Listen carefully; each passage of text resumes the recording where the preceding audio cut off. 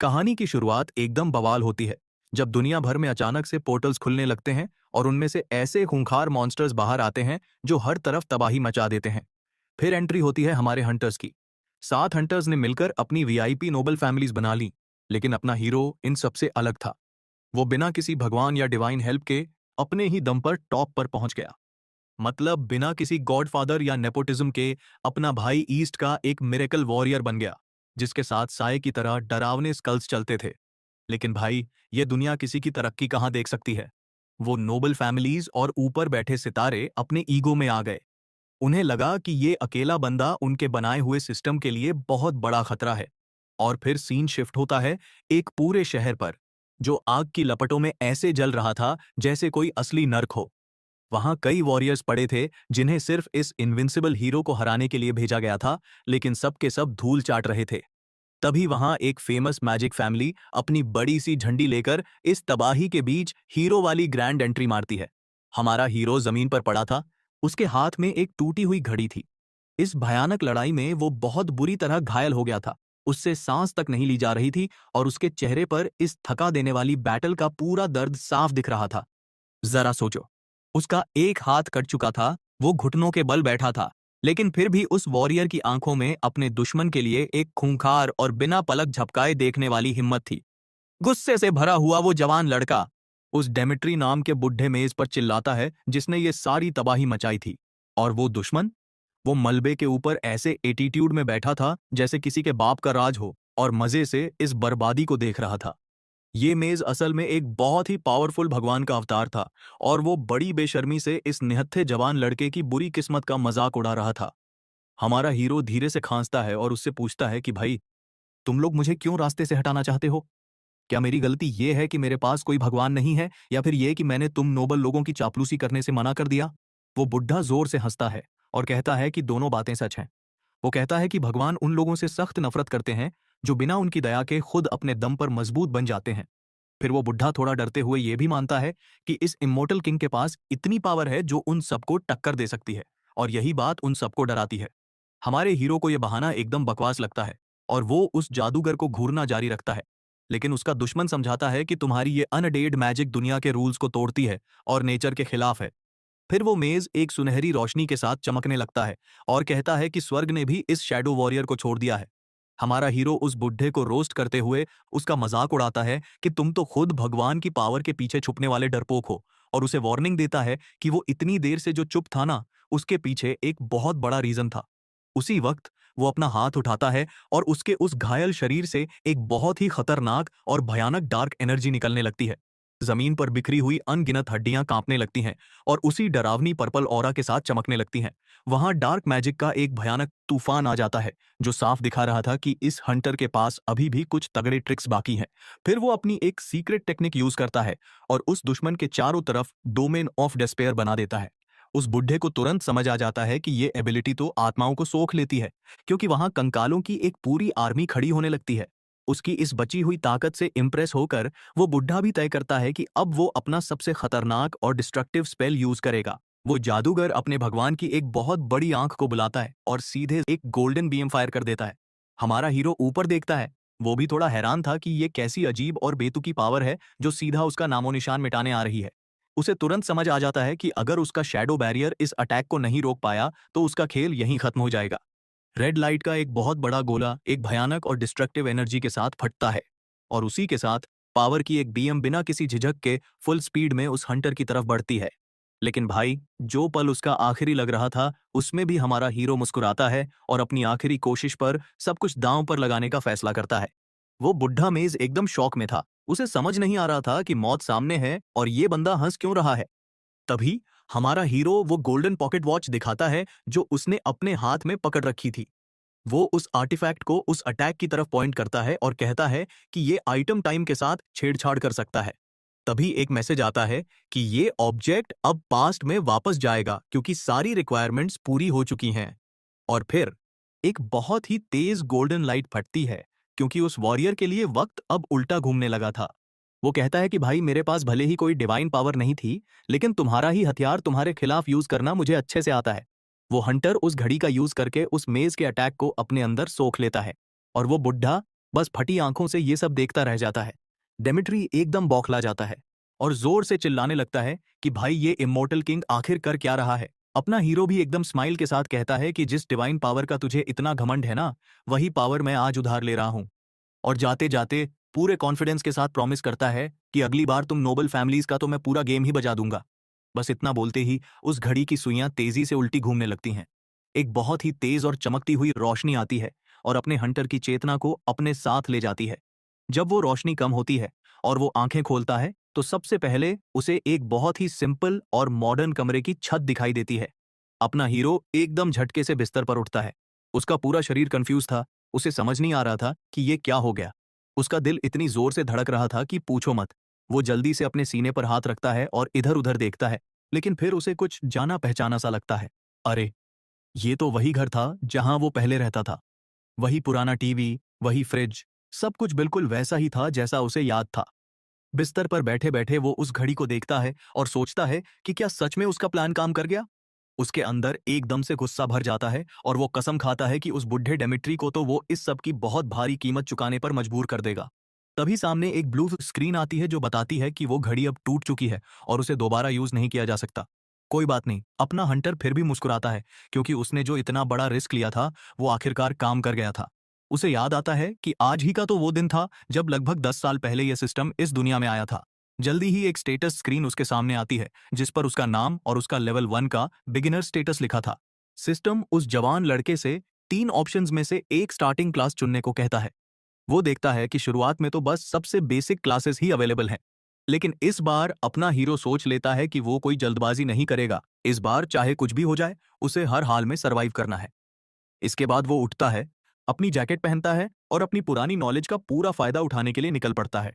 वो सीधा एक बहुत बड़ी बिल्डिंग में जाता है जिसका नाम था नात्सु हाबारा हंटर मार्केट। अंदर घुसते ही एक बहुत ही प्यारी सी एम्प्लॉय एक मीठी सी स्माइल के साथ उसका वेलकम करती है। वो बेचारी अभी आइटम्स के बारे में बताना शुरू ही करती है कि अपना हीरो बीच में ही उसे टोक देता है और सीधे एक रेयर रिंग मांग लेता है। वो सेल्स वुमन बेचारी एकदम कंफ्यूज हो जाती है और उसे बड़ी अजीब नजरों से देखती है। वो उसे वार्निंग देती है कि सर, ये आइटम तो शापित है, मतलब कर्सड है। लेकिन अपना हीरो फुल स्वैग में कहता है कि मुझे सब पता है, तुम बस इसकी कीमत बताओ।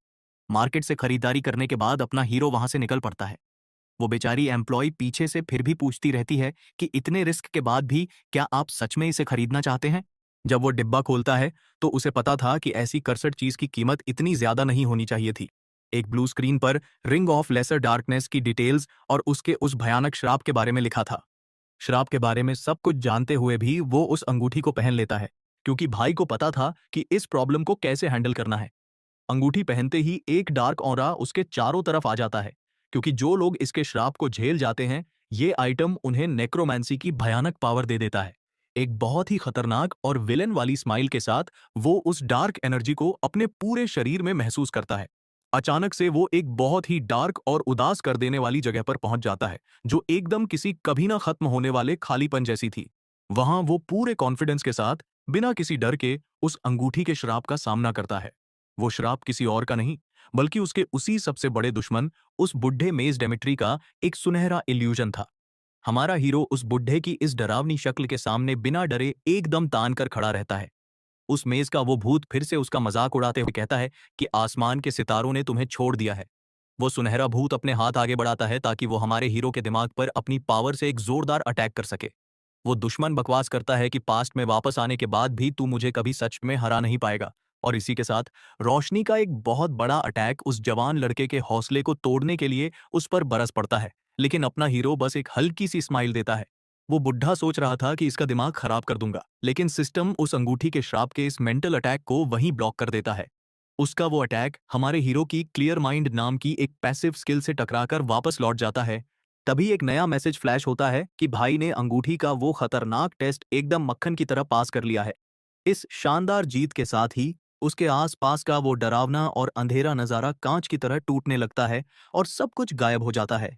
अब फाइनली अपने हीरो की नेक्रोमांसर वाली धांसू पावर जाग चुकी थी। उसकी एक आंख में नीली आग जलने लगती है, उसके चारों तरफ एक डार्क ऑरा फैल जाता है और वो फुल स्वैग में कसम खाता है कि अब वो एक ऐसी आर्मी बनाएगा जो सीधे भगवानों को टक्कर देगी। उस श्राप को हराने के बाद जो अंगूठी उसने पहन रखी थी ना, वो भी रेयर से अपग्रेड होकर एपिक लेवल की हो जाती है। एक बहुत ही सुकून भरी और विलेन वाली स्माइल के साथ वो अपनी उंगली में उस नई डार्क रिंग को देखता है। इसके बाद सिस्टम उसके सामने क्लास स्क्रीन खोल देता है जिसमें 4 ऑप्शंस थे।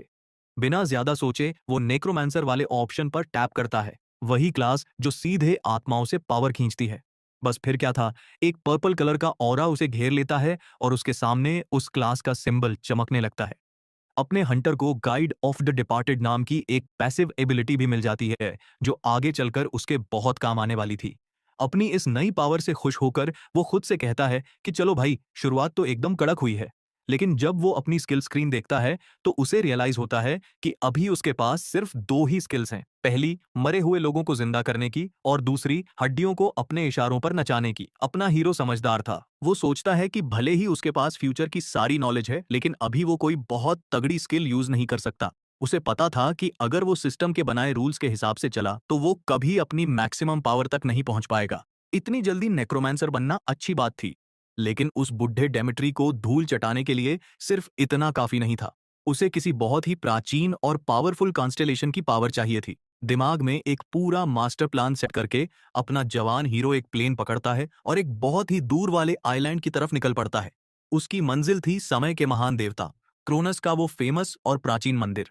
ये वो जगह थी जहां वो कॉन्स्टेलेशन रहते थे जिन्होंने ज्यूस से हारने के बाद अपनी चमक खो दी थी। वो टाइटन्स जिन्होंने अपनी हार मान ली थी, वो अभी भी भगवान की तरह काम कर सकते थे। अपना वॉरियर उस जगह पर एक बहुत पुरानी पत्थर की किताब के सामने खड़ा होता है। उसे याद आता है कि उसकी वो टूटी हुई घड़ी का असली मालिक इन्हीं हारे हुए भगवानों में से एक था। तो बस अब टाइम आ गया था इस कैद में पड़े कॉन्स्टेलेशन को ढूंढने का। बिना एक सेकंड वेस्ट किए वो उस टूटी हुई पॉकेट वॉच को उस प्राचीन वेदी के ऊपर जोर से पटक कर चकनाचूर कर देता है। उस आर्टिफैक्ट के टुकड़ों से एक बहुत ही तेज और अंधी कर देने वाली सुनहरी रोशनी निकलने लगती है। इसी के साथ पूरी जमीन बुरी तरह कांपने लगती है और उसके आसपास का नजारा पूरी तरह से टूटकर बिखर जाता है। जब उसकी आंखें खुलती हैं तो वो खुद को एक बहुत बड़े हॉल में पाता है जिसके बैकग्राउंड में एक बहुत ही खूबसूरत रंगीन कांच वाली खिड़की थी। वो अभी इधर उधर देख ही रहा होता है कि तभी एक बहुत ही रहस्यमयी और भारी आवाज गूंजती है कि इस कमरे में कौन घुस आया है। एक बहुत ही विशाल और गुस्से में भड़की हुई एंटिटी सामने आती है जो पूछती है कि उसकी नींद खराब करने की हिम्मत किसने की। लेकिन भाई, अपना हंटर कहाँ डरने वाला था। वो बस एक हल्की सी स्माइल देता है। उसके चेहरे पर उस भगवान का रत्ती भर भी खौफ नहीं था। वो पूरे कॉन्फिडेंस के साथ समय के देवता क्रोनस का वेलकम करता है, जो सभी टाइटन्स का मौत का ताज पहनने वाला राजा था। समय का वो देवता उसे बड़ी ही सीरियस और शक भरी नजरों से घूरता है। और अपना हीरो, वो अभी भी उस घड़ी के टुकड़ों को हाथ में पकड़े हुए था जो उसे यहां तक लेकर आई थी। वो विशाल टाइटन फिर उससे पूछता है कि क्या तू ही वो छोटा सा इंसान है जो समय में पीछे जाने में कामयाब हो गया। एक स्माइल के साथ अपना हीरो इस बात को कंफर्म करता है और उसे घड़ी के वो टुकड़े दिखाता है। वो बड़ी एंटिटी उसकी तारीफ तो करती है, लेकिन फिर पूछती है कि भाई, मुझे मेरी गहरी नींद से क्यों जगाया। अपना हीरो फुल रोस्टिंग मूड में आ जाता है और उसे याद दिलाता है कि कैसे क्रोनस ओलंपस से अपना सब कुछ हार गया था और अब वो बस एक भूला हुआ नाम बनकर रह गया है। एक बहुत ही शातिर और विलेन वाली स्माइल के साथ वो जवान लड़का पूछता है कि क्या आप जैसे पुराने भगवान को अपना बदला नहीं लेना है। ये सुनकर वो देवता एकदम शॉक रह जाता है और एक बहुत ही सीरियस लुक के साथ उस लड़के से अपनी बात दोहराने को कहता है। अपना हंटर सीधा ऑफर देता है कि अगर उसे बदला चाहिए तो वो देवता उसका कॉन्स्टेलेशन बन जाए। क्रोनस गुस्से में आग बबूला हो जाता है और कहता है कि तेरी औकात क्या है इंसान, तू कभी किसी भगवान को उसका बदला लेने में मदद नहीं कर सकता। बातचीत के दौरान भी अपना हीरो उस टूटी हुई घड़ी को हाथ में पकड़े रहता है। वो बताता है कि पिछले जन्म में वो अपने ही दम पर 9 स्टार रैंक तक पहुंच गया था और ज्यूस भी उसकी हिट लिस्ट में शामिल है। इतना ही नहीं, वो सातों महान नोबल फैमिलीज भी अब उसके दुश्मन हैं और अगर वो उन्हें तबाह कर देगा तो ओलंपस का सारा इन्फ्लुएंस खत्म हो जाएगा। लेकिन भाई, क्रोनस को ये एम्बिशन बहुत छोटी लगती है। वो देवता ताना मारता है कि समय में पीछे आने के बाद भी तूने एक नेक्रोमैंसर बनने का रास्ता चुना। अपना हीरो भी कहाँ चुप रहने वाला था। वो पलटकर जवाब देता है कि ये बात समय के देवता के लिए सच हो सकती है, लेकिन फसल के देवता के लिए नहीं। तभी एक बहुत ही पुरानी इमेज सामने आती है जो दिखाती है कि क्रोनस असल में समय और हार्वेस्ट दोनों पर राज करता है। उसका वो हथियार यानी साइथ मौत के फरिश्ते का सिंबल है और ये दोनों ही चीजें दुनिया के नेचुरल रूल्स को तोड़ती हैं। वो टाइटन उसकी इस बेबाकी और हिम्मत पर एकदम भड़क जाता है और उस इंसान से कहता है कि इतना घमंड मत कर। उस प्राचीन देवता के गुस्से से उस पवित्र जगह की जमीन भी कांपने लगती है। लेकिन अपना हंटर भी पीछे नहीं हटता। वो जोर से चिल्लाता है कि ये टाइम इन सब फालतू बातों का नहीं है। वो सीधा पूछता है कि क्या तुम हमेशा ऐसे ही बिना अपने नाम और अपनी पावर के छुपकर जीने वाले हो। अपना हीरो उसे लगातार रोस्ट करता रहता है, ये कहकर कि ऐसे तो वो ओलंपस से भी ज्यादा कमजोर हो जाएगा। और इसी के साथ वो उसे अपनी खोई हुई पावर वापस पाने और ओलंपस को हमेशा के लिए खत्म करने का सीधा इनविटेशन देता है। हालांकि अंदर ही अंदर अपना हीरो पसीने पसीने हो रहा था। उसे पता था कि अगर उसका ये प्लान फेल हुआ तो उसकी तो पक्का वाट लग जाएगी। लेकिन तभी क्रोनस के चेहरे पर एक स्माइल आ जाती है और वो मान लेता है कि वो अपने बदले की आग को कभी नहीं भूल पाया था।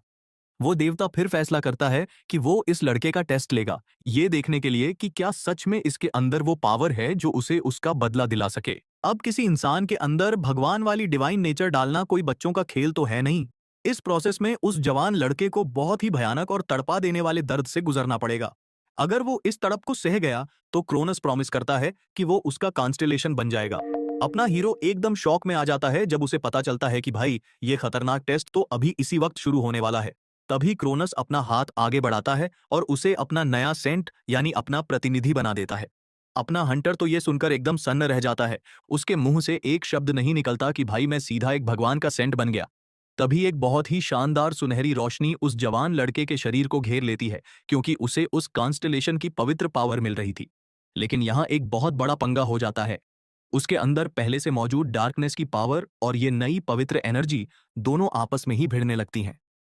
उसे अच्छे से पता था कि अगर वो इस दर्द के मारे अभी बेहोश हो गया तो किसी भगवान को अपने साथ रखने का ये इकलौता और सुनहरा मौका उसके हाथ से हमेशा के लिए चला जाएगा। और वो क्रोनस, वो बस बड़ी ही ठंडी और खतरनाक नजरों से उस लड़के के इस दर्दनाक टेस्ट को चुपचाप देख रहा था। इतने भयानक दर्द के बाद भी अपना हंटर पूरी कोशिश करता है कि वो इस पावर के प्रेशर के सामने घुटने ना टेके। एक बहुत ही गजब के डिटर्मिनेशन के साथ वो खुद को उस डिवाइन टॉर्चर को आखिरी दम तक सहने के लिए मजबूर करता है। कुछ समय बाद का सीन आता है जहां हम अपने हीरो को एक एयरपोर्ट के एकदम साफ सुथरे फर्श पर फुल स्वैग में चलते हुए देखते हैं। फाइनली अपनी इस खतरनाक ट्रिप को सक्सेसफुली पूरा करने के बाद वो वापस जापान लौट आया था। एक बहुत ही कॉन्फिडेंट स्माइल के साथ वो लड़का कहता है कि भाई जापान दुनिया की सबसे बेस्ट जगह है। तभी अचानक से क्रोनस का एक छोटा और क्यूट सा वर्जन वहां प्रकट होता है और पूछता है कि क्या दुनिया बहुत बदल गई है। वो भगवान अपने इस नए सेंट के चारों तरफ हवा में तैरने लगता है और समय के बदलने पर कमेंट पास करता है। तभी सिस्टम की एक स्क्रीन बताती है कि देवलोक में एक नया सितारा उभरकर सामने आया है। वो मौत का फरिश्ता अब एक ब्लू जायंट बन चुका है। अपना हीरो मजे लेते हुए उस भगवान को रोस्ट करता है और कहता है कि भाई, एक ऐसा भगवान जो किसी को कोई वरदान तक नहीं दे सकता, वो कुछ ज्यादा ही बातें नहीं बना रहा है।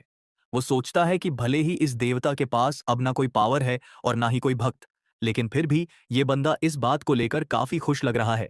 वो टाइटन उस रीपर के कॉन्सेप्ट का यूज करके वापस तो आ गया था, लेकिन उसे अपनी पावर वापस पाने के लिए एक सॉलिड रेपुटेशन की जरूरत थी। खैर, इतने सालों तक एक कैद में तड़पने के बाद अब फाइनली आजाद होकर उसका इतना एक्साइटेड होना तो बनता ही है। वो भगवान उस लड़के से कहता है कि जा और पूरी दुनिया में मेरा नाम फैला दे। और अपना हंटर खुद को एक बहुत ही अजीब सी सिचुएशन में फंसा हुआ पाता है।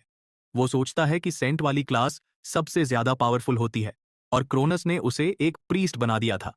उसकी नई क्लास थी saint of the white knight, जिसमें सबसे मजे की बात यह थी कि इसमें नेक्रोमेंसी यूज करने पर कोई पेनल्टी या सजा नहीं थी। इतना ही नहीं, वो अपनी पवित्र पावर को स्पिरिचुअल पावर में बदल सकता था और लाइफ ड्रेन जैसी खतरनाक स्किल भी यूज कर सकता था। उस जवान लड़के को रियलाइज होता है कि एक ही टाइम पर एक भगवान की पवित्र पावर और एक नेक्रोमैंसर की डार्क पावर यूज करना बहुत ही रेयर बात है। उसे समझ आ जाता है कि इन दोनों एबिलिटीज को एक साथ यूज करना मतलब किसी चीट कोड से कम नहीं है, ये एक बहुत ही ब्रोकन पावर है। वो भगवान उसे बताता है कि एक सेंट असल में भगवान का ही रूप होता है और अपना हीरो समझ जाता है कि इस बुढ़े ने ये सब बहुत ही सोच समझकर कैलकुलेट करके किया था। वो देवता डींगे मारता है कि कैसे वो कभी सारे भगवानों का राजा हुआ करता था और ये सब सुनकर अपना वॉरियर थोड़ा सोच में पड़ जाता है। एक स्माइल के साथ वो लड़का डिसाइड करता है कि फ्रोर डुको नाम का पोर्टल उसकी प्रैक्टिस के लिए एकदम सही रहेगा। वो एंशियंट गार्डन उसकी इन सारी नई पावर्स को टेस्ट करने के लिए एक परफेक्ट जगह थी। दुनिया में जो ये पोर्टल्स खुले थे ना, ये असल में हमारी धरती को दूसरे डायमेंशन से जोड़ते थे। इनको फ्लूइड टाइप में रखा जाता था, मतलब जब आप उस कालकोठरी या डंजन के बॉस को मार देते हो तो वो पोर्टल गायब हो जाते हैं। लेकिन कुछ फिक्स्ड टाइप के पोर्टल भी होते हैं, जैसे कि ये एंशियंट गार्डन, जो हमेशा के लिए रहते हैं। ये गार्डन सिर्फ एक 1 स्टार पोर्टल है, इसलिए इसमें नए और रूकी हंटर्स के लिए घुसना काफी आसान होता है। उस पोर्टल के ठीक सामने कई सारे हंटर्स उस डंजन में घुसने के लिए अपनी एक पार्टी या टीम बनाने की कोशिश कर रहे थे। अपना हीरो बस एक सीरियस लुक के साथ चुपचाप खड़े होकर इस सारी हलचल को नोटिस कर रहा था। तभी वहां एक ग्रुप उसके पास आता है और उसे अपने साथ उस मिशन पर चलने के लिए इनवाइट करता है। लेकिन भाई, अपना हीरो तो एकदम सोलो प्लेयर है। वो बिना कुछ सोचे तुरंत उस इनविटेशन को रिजेक्ट कर देता है और अकेले ही उस पोर्टल की तरफ बढ़ने लगता है। जिस हंटर ने उसे बुलाया था, वो थोड़ा शर्मिंदा तो होता है, लेकिन वो उसके इस डिसीजन को समझ जाता है। तभी उस ग्रुप का एक मेंबर सवाल उठाता है कि क्या ये नया रूकी लड़का अंदर अकेले सरवाइव कर पाएगा। टीम की एक लड़की उनसे कहती है कि तुम लोग उसकी टेंशन मत लो, जब अकेले जाना उसी की चॉइस थी तो उसे जाने दो। लेकिन अपने वॉरियर को बहुत अच्छे से पता था कि वो अभी जिस लेवल पर है, वहां वो अकेले ही पूरी की पूरी फौज को संभालने के लिए काफी है। इसी कॉन्फिडेंस के साथ वो उस डंजन में कदम रखता है और सामने एक स्क्रीन चमकती है जो बताती है कि वो अब एंशिएंट गार्डन में आ चुका है। वो बड़े ही शांत मन से उस जंगल के बीच से गुजरने लगता है और नोटिस करता है कि वहां कुछ ज्यादा ही शांति है, एकदम सन्नाटा। उसे तुरंत समझ आ जाता है कि भाई, ये सन्नाटा तो किसी छुपकर होने वाले सरप्राइज अटैक का एकदम क्लासिक सेटअप है। चेहरे पर एक शैतानी स्माइल के साथ उस जवान लड़के को महसूस हो जाता है कि उसका पहला शिकार उसके एकदम करीब आ चुका है। अचानक से वो ऊपर देखता है और उसे एक मॉन्स्टर अपनी पूरी ताकत के साथ हवा में छलांग लगाते हुए सीधे उसकी तरफ आते हुए दिखता है। वो छोटी सी डरावनी चीज असल में एक गॉब्लिन था जो हाथ में एक खंजर लिए उस पर टूट पड़ा था। वो मॉन्स्टर बहुत ही फुर्ती से एक जोरदार अटैक करने की कोशिश करता है, लेकिन अपना हीरो इतनी आसानी से कहां हाथ आने वाला था, वो उसे बड़े मजे से डॉज कर देता है। वो गॉब्लिन एकदम से एक बहुत ही तीखी और कानों को चुभने वाली चीख मारता है और उसका पूरा शरीर एक अजीब से ऑरा के साथ चमकने लगता है। अपना हीरो बिल्कुल टाइम वेस्ट नहीं करता। वो तुरंत अपनी एबिलिटी यूज करता है और अपनी स्पिरिचुअल पावर को पवित्र पावर में बदल लेता है। तभी सिस्टम की स्क्रीन पर उसकी उस खतरनाक लाइफ ड्रेन स्किल की सारी डिटेल्स छप जाती हैं। वो उस एबिलिटी को एक्टिवेट करता है और सीधा उस गॉब्लिन की पूरी लाइफ फोर्स यानी उसकी जान को चूसने लगता है, जिससे वो मॉन्स्टर दर्द के मारे तड़प कर चीखने लगता है। हंटर को ये फील होता है कि इन दोनों अलग अलग तरह की पावर्स को यूज करने का जो असली मजा है, वो आखिर में एकदम सेम ही लगता है। उस मॉन्स्टर के सीने पर अपने हाथ रखकर वो उसकी बॉडी की बची खुची सारी एनर्जी को भी खींच लेता है। जब वो अपनी इस नई टेक्निक को खत्म करता है, तो उसके चारों तरफ एक बहुत ही तगड़ा हरे रंग का ऑरा फैल जाता है। देखते ही देखते उस गॉब्लिन का पूरा शरीर एकदम सूख कर लकड़ी की तरह जमीन पर गिर जाता है और अपने हीरो के बेस स्टैट्स बढ़ते जाते हैं। जब वो देखता है कि इस लाइफ ड्रेन स्किल का यूज करने से उसके खुद के एट्रीब्यूट्स बढ़ रहे हैं, तो वो खुशी से पागल हो जाता है। वो नोटिस करता है कि लेवल अप करने पर उसे 5 स्टेटस पॉइंट्स का तगड़ा बोनस मिलता है। मतलब भाई का सीधा सा हिसाब था, 25 गॉब्लिन्स को टपकाओ और एक लेवल अप कर लो। शिकार के बाद अपना छोटू सा क्रोनस हवा में तैरता हुआ अपने इस नए कॉन्ट्रैक्टर के पास आता है। वो देवता बड़े मजे से पूछता है कि क्या उसे ये नई पावर पसंद आई। अपना जवान हीरो भी खुशी से कंफर्म करता है कि भाई, ये तो एकदम इनक्रेडिबल है। वो भगवान मारे घमंड के हवा में उड़ने लगता है और अपना हीरो भी मान लेता है कि बुढ़ा बात तो सही कह रहा था। अब क्योंकि उस गॉब्लिन की बॉडी उसके सामने पड़ी थी, तो वो एकदम तैयार होकर कहता है कि असली खेल तो अब शुरू होने वाला है। मरे हुए गॉब्लिन की आंखों से एक अजीब सी हरी रोशनी निकलने लगती है और अपना स्पेल काम करना शुरू कर देता है। चेहरे पर एक बहुत ही खतरनाक और विलन वाली स्माइल के साथ वो अपनी स्किल एक्टिवेट करता है और उस बेजान बॉडी को अपने इशारों पर नाचने का हुक्म देता है। तभी जमीन फाड़कर एक डार्क ऑरा से भरा हुआ कंकाल का हाथ बाहर आता है। नेक्रोमेंसी के असर से उस गॉब्लिन की बॉडी धीरे धीरे हवा में उठने लगती है। देखते ही देखते वो पूरी डरावनी चीज जमीन से खड़ी हो जाती है और उसका रूप तो इतना बदल चुका था कि कोई पहचान ही ना पाए। अपना हंटर अपने इस नए नौकर को अपने सामने सिर झुकाए और हुक्म मानने के लिए तैयार देखकर बहुत खुश होता है। सिस्टम भी अनाउंस कर देता है कि इस जॉम्बी का रेट काफी हाई है और इसके स्टैट्स 97% तक बढ़ चुके हैं। अब वो मॉन्स्टर एक 1 स्टार एनेडेड बन चुका था, एकदम लड़ाई के लिए तैयार। अपने इस नए बॉडीगार्ड के साथ उसे लगता है कि अब तो वो इस गार्डन का सारा काम अकेले ही निपटा लेगा। तो बस वो और उसका नया जॉम्बी दोस्त दोनों मिलकर जंगल में और गहरे उतर जाते हैं। लेकिन तभी अचानक से जंगल की झाड़ियों में से 3 गॉब्लिन्स का एक ग्रुप अपने हथियारों के साथ बाहर निकलता है। वो डरावने मॉन्स्टर्स तुरंत अपने हीरो और उसके इस नए पालतू जॉम्बी को देख लेते हैं और अटैक करने की तैयारी करने लगते हैं। अपना हीरो सोचता है कि अपनी पावर को टेस्ट करने का इससे बढ़िया मौका और क्या होगा। वो अपने नौकर को उन दुश्मनों पर टूट पड़ने का हुक्म देता है। फिर क्या था, वो जॉम्बी बिना एक सेकंड सोचे फुल स्पीड में उन गॉब्लिन तरफ दौड़ पड़ता है। वो उनमें से एक के मुंह पर इतना सॉलिड मुक्का झड़ता है कि बेचारे के सारे दांत ही बाहर आ जाते हैं। बाकी के 2 गॉब्लिन्स उसके पीछे से खंजर घोंप देते हैं। लेकिन भाई उस जॉम्बी को तो कोई घंटा फर्क नहीं पड़ता, उसे दर्द ही फील नहीं होता। एक और मॉन्स्टर साइड से हमला करने की कोशिश करता है, लेकिन वो अनडेड बिना हिले डुले वहीं खड़ा रहता है। उन गॉब्लिन्स की तो डर के मारे हालत टाइट हो जाती है और अपना हीरो बड़े स्वैग में समझाता है कि बेटा, एक जॉम्बी को चाकू मारने से वो मरने वाला नहीं है। इसी बीच जब वो मॉन्स्टर्स उस जॉम्बी में उलझे हुए थे, अपना हीरो इस बात का पूरा फायदा उठाता है और एक गॉब्लिन को उसकी गर्दन से दबोच लेता है। वो उसे हवा में उठाता है और उसकी सारी वाइटल एनर्जी सोखने के लिए अपनी लाइफ ड्रेन स्किल का यूज करता है। उधर उसका नौकर दूसरे गॉब्लिन को इतनी जोर की लात मारता है कि वो फुटबॉल की तरह दूर जाकर गिरता है। फिर वो जॉम्बी पलटता है और उस आखिरी मॉन्स्टर को भी मुक्का मारता है जो अभी तक खड़ा था। एकदम जानवरों की तरह वो जॉम्बी उस दुश्मन की गर्दन को बिना किसी रहम के बुरी तरह चबा डालता है। अपना वॉरियर एक मरे हुए गॉब्लिन की बॉडी के पास खड़ा होता है और सोचता है कि क्या वो इसमें से भी ताकत खींच सकता है। वो अपनी स्किल टेस्ट करता है और देखता है कि भाई, ये तो मरे हुए शरीरों पर भी काम कर रही है और उसके स्टैट्स फिर से बढ़ने लगते हैं। एक कॉन्फिडेंट स्माइल के साथ वो डिसाइड करता है कि अब थोड़ी स्पीड बढ़ाने का टाइम आ गया है। एक बहुत पुरानी कहावत है ना कि पहले दुश्मन को हराना ही आधी जंग जीतने के बराबर होता है। मतलब सबसे मुश्किल काम हमेशा अपना पहला अनडेड बनाना होता है, उसके बाद तो सब हलवा है। वो जवान लड़का अपना जादू चलाता है और बाकी सारी पड़ी हुई बॉडीज को भी अपने हुक्म पर उठने का ऑर्डर देता है। चार और जॉम्बीज हाई स्टैट्स के साथ वहां तो खड़े हो जाते हैं, उसके हर इशारे पर मरने मारने को तैयार। एक सुकून भरी स्माइल के साथ उसे पता था कि उसे बिल्कुल यही चाहिए था। उसके नए जॉम्बीज आगे बढ़ते हैं और वो इस बात को कंफर्म कर लेता है कि भाई, नेक्रोमांसर बनना ही दुनिया की सबसे बेस्ट चीज है। वो अनडेड मॉन्स्टर्स जल्दी ही बाकी गॉब्लिन्स को घेर लेते हैं और उन पर बहुत ही बुरी तरह टूट पड़ते हैं। एक जॉम्बी को चाकू लगता है, लेकिन उसे तो दुश्मन के इस हमले का रत्ती भर भी दर्द नहीं होता। वो छोटा सा गॉब्लिन तो एकदम पैनिक कर जाता है जब वो देखता है कि उसके अटैक का कोई असर ही नहीं हो रहा। वो मॉन्स्टर अपनी मौत को पहली बार इतने करीब से देखकर डर के मारे चीखने लगता है और फिर वो अनडेड नौकर उस दुश्मन को बुरी तरह चबाकर उसका काम तमाम कर देता है। तभी क्रोनस प्रकट होता है और ज्ञान देने लगता है कि एक कॉन्ट्रैक्टर को थोड़ी इज्जत और डिग्निटी के साथ लड़ना चाहिए। लेकिन अपना हीरो भी सीधा बोलता है कि भाई, नेक्रोमांसर्स के लड़ने का स्टाइल यही है, तुम आदत डाल लो। वो एक ही टाइम पर 20 अनडेड को कंट्रोल करने की अपनी लिमिट तक पहुंच जाता है। अपने मैजिक के साथ वो उन गिरी हुई बॉडी से एनर्जी सोखने की तैयारी करता है। फिर अपना हंटर वहां अपनी हेल्प के लिए जॉम्बीज की एक छोटी सी आर्मी बना लेता है और इसके ठीक बाद वो अपने इन नौकरों को जंगल में आगे दौड़ने के लिए भेज देता है। लेकिन अचानक से एक तीरंदाज का एक आग से जलता हुआ तीर उन मॉन्स्टर्स की तरफ सनसनाता हुआ आता है। एक गॉब्लिन को वो सरप्राइज अटैक एकदम सीधा जाकर लगता है और वो दर्द से चीख पड़ता है। अपना हीरो तुरंत अपने नौकरों को रोकता है और इस नई प्रेजेंस को लेकर एकदम अलर्ट हो जाता है। वो उस छुपने वाले को चिल्लाकर कहता है कि ये लुका छिपी का खेल बंद करो और तुरंत सामने आओ। धीरे धीरे वो मिस्टीरियस हंटर्स जंगल के उन पेड़ों के पीछे से बाहर आते हैं। ये तो वही ग्रुप था जिसने उसे पहले अपने साथ चलने के लिए इनवाइट किया था और अब वो उससे पूछते हैं कि आखिर वो है कौन। क्रोनस भी थोड़ा क्यूरियस हो जाता है और अपना हीरो अपने पास्ट के उन चेहरों को तुरंत पहचान लेता है। उसे याद आ जाता है कि ये तो वही फेमस ट्विन शैडो हंटर्स हैं।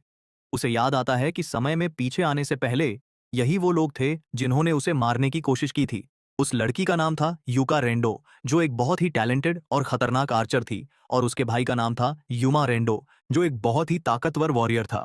अपना हीरो मन ही मन सोचता है कि यार, ये तो उतने स्ट्रांग लग ही नहीं रहे जितना उसे याद था। वो नोटिस करता है कि वो अभी भी बस 1 स्टार के ही हैं और अब उनके ग्रुप में एक और मेंबर भी आ गया है। वो फैसला करता है कि वो उन पर हमला नहीं करेगा, क्योंकि पिछले जन्म में भी उन्होंने बस एक जॉब एक्सेप्ट की थी। उनकी कोई पर्सनल दुश्मनी थोड़ी थी। उन जुड़वा भाई बहनों में से एक उससे पूछता है कि क्या वो ही है जो इस जॉम्बी को कंट्रोल कर रहा है। अपना हीरो जानता था कि अभी इस इलाके में नेक्रोमांसर क्लास के बारे में किसी को कुछ खास पता नहीं है, तो वो बड़े ही गर्व से फुल स्वैग में कंफर्म करता है कि हाँ भाई, ये अनडेड मेरे ही नौकर हैं। उन हंटर्स के ग्रुप को देखकर अपने हीरो के दिमाग में एक बहुत ही गजब का और शातिर आइडिया आता है। वो सोचता है कि यार, उसे अपना सामान ढोने के लिए कुछ मजदूर टाइप लोग चाहिए और इन बेचारों को शायद पैसों की जरूरत है। तो बस वो उस तिकड़ी के पास जाता है और सीधा उन्हें एक जॉब का ऑफर दे डालता है, जिसे सुनकर उनका लीडर एकदम कंफ्यूज हो जाता है। वो उन्हें ऑफर देता है कि तुम लोग मेरे लिए ये मैजिक स्टोन्स इकट्ठे करो और हम प्रॉफिट को 80-20 के रेशियो में बांट लेंगे। वो तीनों हंटर्स एकदम चुप होकर एक दूसरे की शक्ल देखने लगते हैं। उन्हें इस ऑफर पर बहुत तगड़ा शक हो रहा था। जंगल में एकदम सन्नाटा छाया हुआ था और वो ग्रुप आपस में इस डील के बारे में फुसफुसाकर बात कर रहा था। वो आर्चर लड़की और दूसरा लड़का अपने लीडर से कहते हैं कि भाई, इस अजीब से नेक्रोमांसर पर बिल्कुल भरोसा मत करना, ये कोई झोल लग रहा है। अपना हीरो बस थोड़ी दूरी से बड़े ही शांत मन से उनकी इस नौटंकी को देख रहा था और उनके फैसले का इंतजार कर रहा था। उसे उनकी ये फुसफुसाहट कुछ ज्यादा ही शोर वाली लग रही थी, लेकिन फिर भी वो फाइनल आंसर के लिए खड़ा रहता है। तभी उस ग्रुप का लीडर जोर से चिल्लाता है कि उसे ये डील मंजूर है, जिसे सुनकर उसके अपने ही साथी चौंक जाते हैं। लेकिन भाई, वो लीडर भी पक्का व्यापारी था। वो कहता है कि डील एकदम फेयर होनी चाहिए, इसलिए प्रॉफिट 50-50 बंटेगा।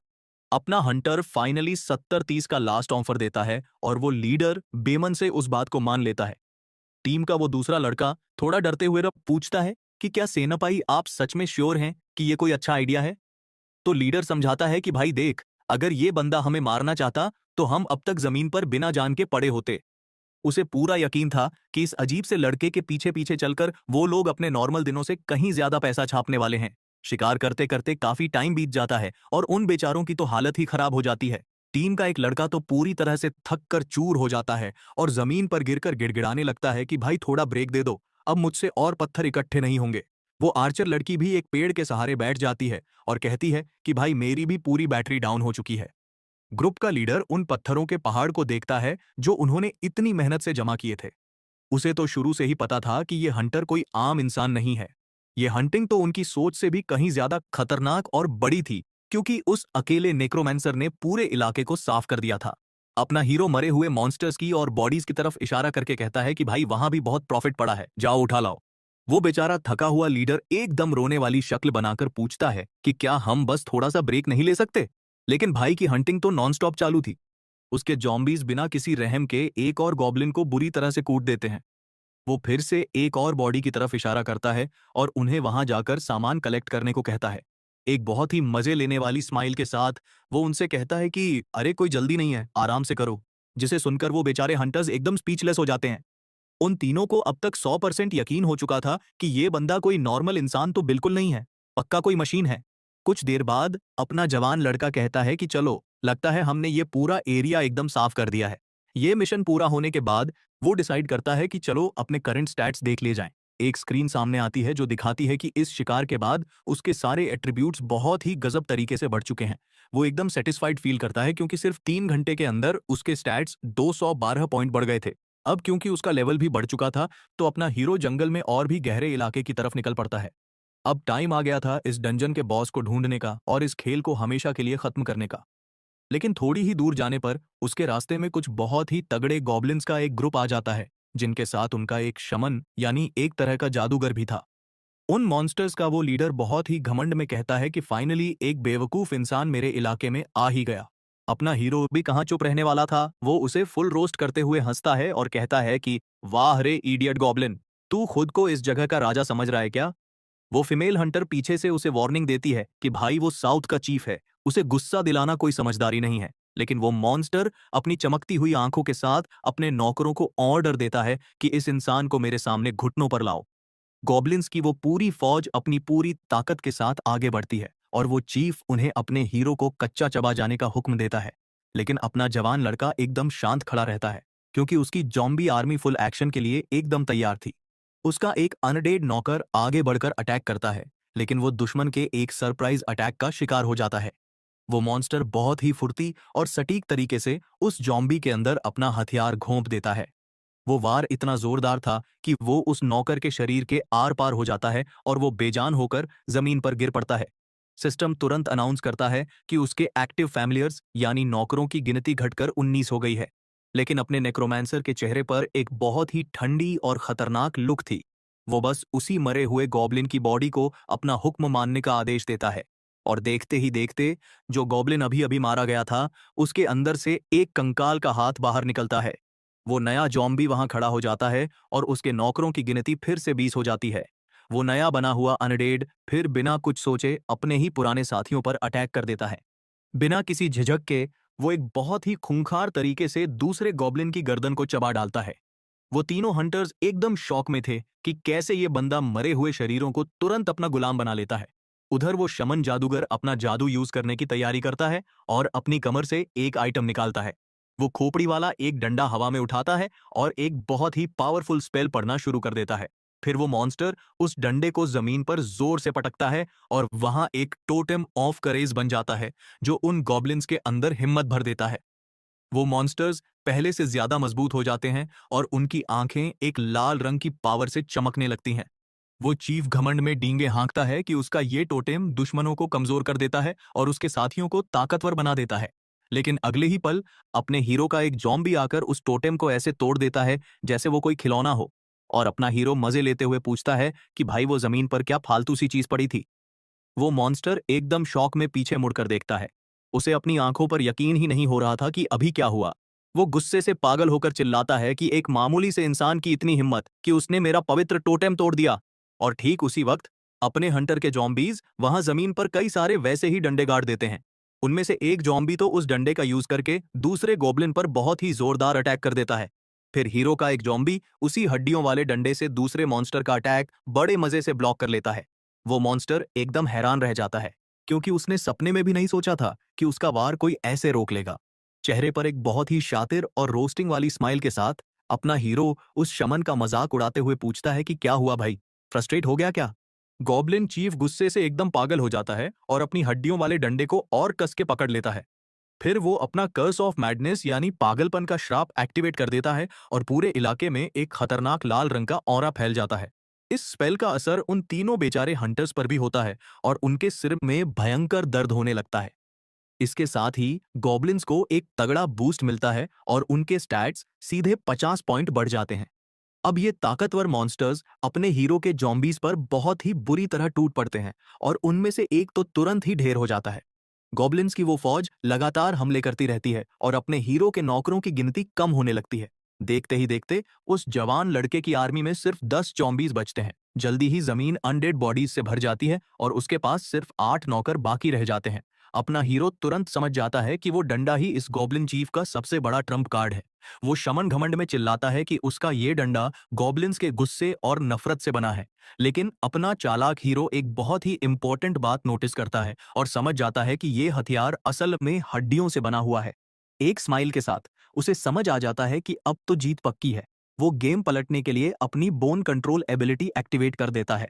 वो चीफ एकदम कंफ्यूज हो जाता है क्योंकि उसका डंडा बिना किसी वजह के अचानक कांपने लगा था, और अगले ही पल एक न दिखने वाली ताकत उस हथियार को उसके हाथों से छीन लेती है। अपना हीरो अब उस चीफ का हथियार अपने हाथ में पकड़े खड़ा था और पूरे इलाके से वो लाल शराब भी टूट चुका था। वो मॉन्स्टर तो जैसे सदमे में चला जाता है और पूछता है कि इस इंसान ने अभी किया तो किया क्या। श्राप के टूटते ही सारे गॉब्लिन्स अचानक से फिर कमजोर हो जाते हैं। फिर अपना हीरो बोन कंट्रोल का यूज करके उस डंडे पर लगी खोपड़ी को अपने हिसाब से घुमाता है। वो जवान लड़का नोटिस करता है कि उस नफरत की वजह से इस हथियार की रिएक्शन स्पीड काफी अच्छी है। एक स्माइल के साथ वो कहता है कि भाई तू अपना ये खिलौना वापस ले सकता है। और फिर वो पूरी ताकत से उस डंडे को उस हैरान चीफ की तरफ फेंक कर मारता है। वो मॉन्स्टर डर के मारे एकदम सुन्न हो जाता है। वो उस अटैक पर कोई रिएक्शन ही नहीं दे पाता।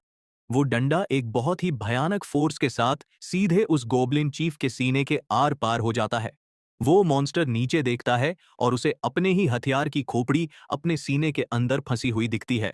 वो बेजान होकर जमीन पर गिर पड़ता है और अपना हीरो जो पावर सोखता है वो नॉर्मल से कहीं ज्यादा बड़ी थी। अचानक से अपना हीरो थोड़ा सा हैरान होकर पीछे मुड़ता है और वो हंटर्स का ग्रुप भी उस जवान लड़के को बड़ी अजीब नजरों से घूर रहा था। उन्हें कुछ पल्ले ही नहीं पड़ रहा था कि अभी हुआ क्या। फिर वो हीरो घुटनों के बल बैठता है और उस गॉब्लिन चीफ का खून एक छोटी सी शीशी में कलेक्ट करने लगता है। असल में वो भूल गया था कि उसकी लाइफ ड्रेन स्किल ने मरे हुए मॉन्स्टर का लगभग सारा खून ही सुखा दिया था।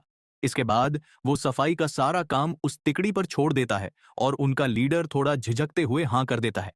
वो तीनों हंटर्स उस लाशों से भरे मैदान को देखते हैं। उन्हें अपनी आंखों पर यकीन ही नहीं हो रहा था कि ये सब एक अकेले बंदे ने किया है। जल्दी ही सीन बदलता है और हम वापस उसी बहुत ही मॉडर्न सिटी में आ जाते हैं।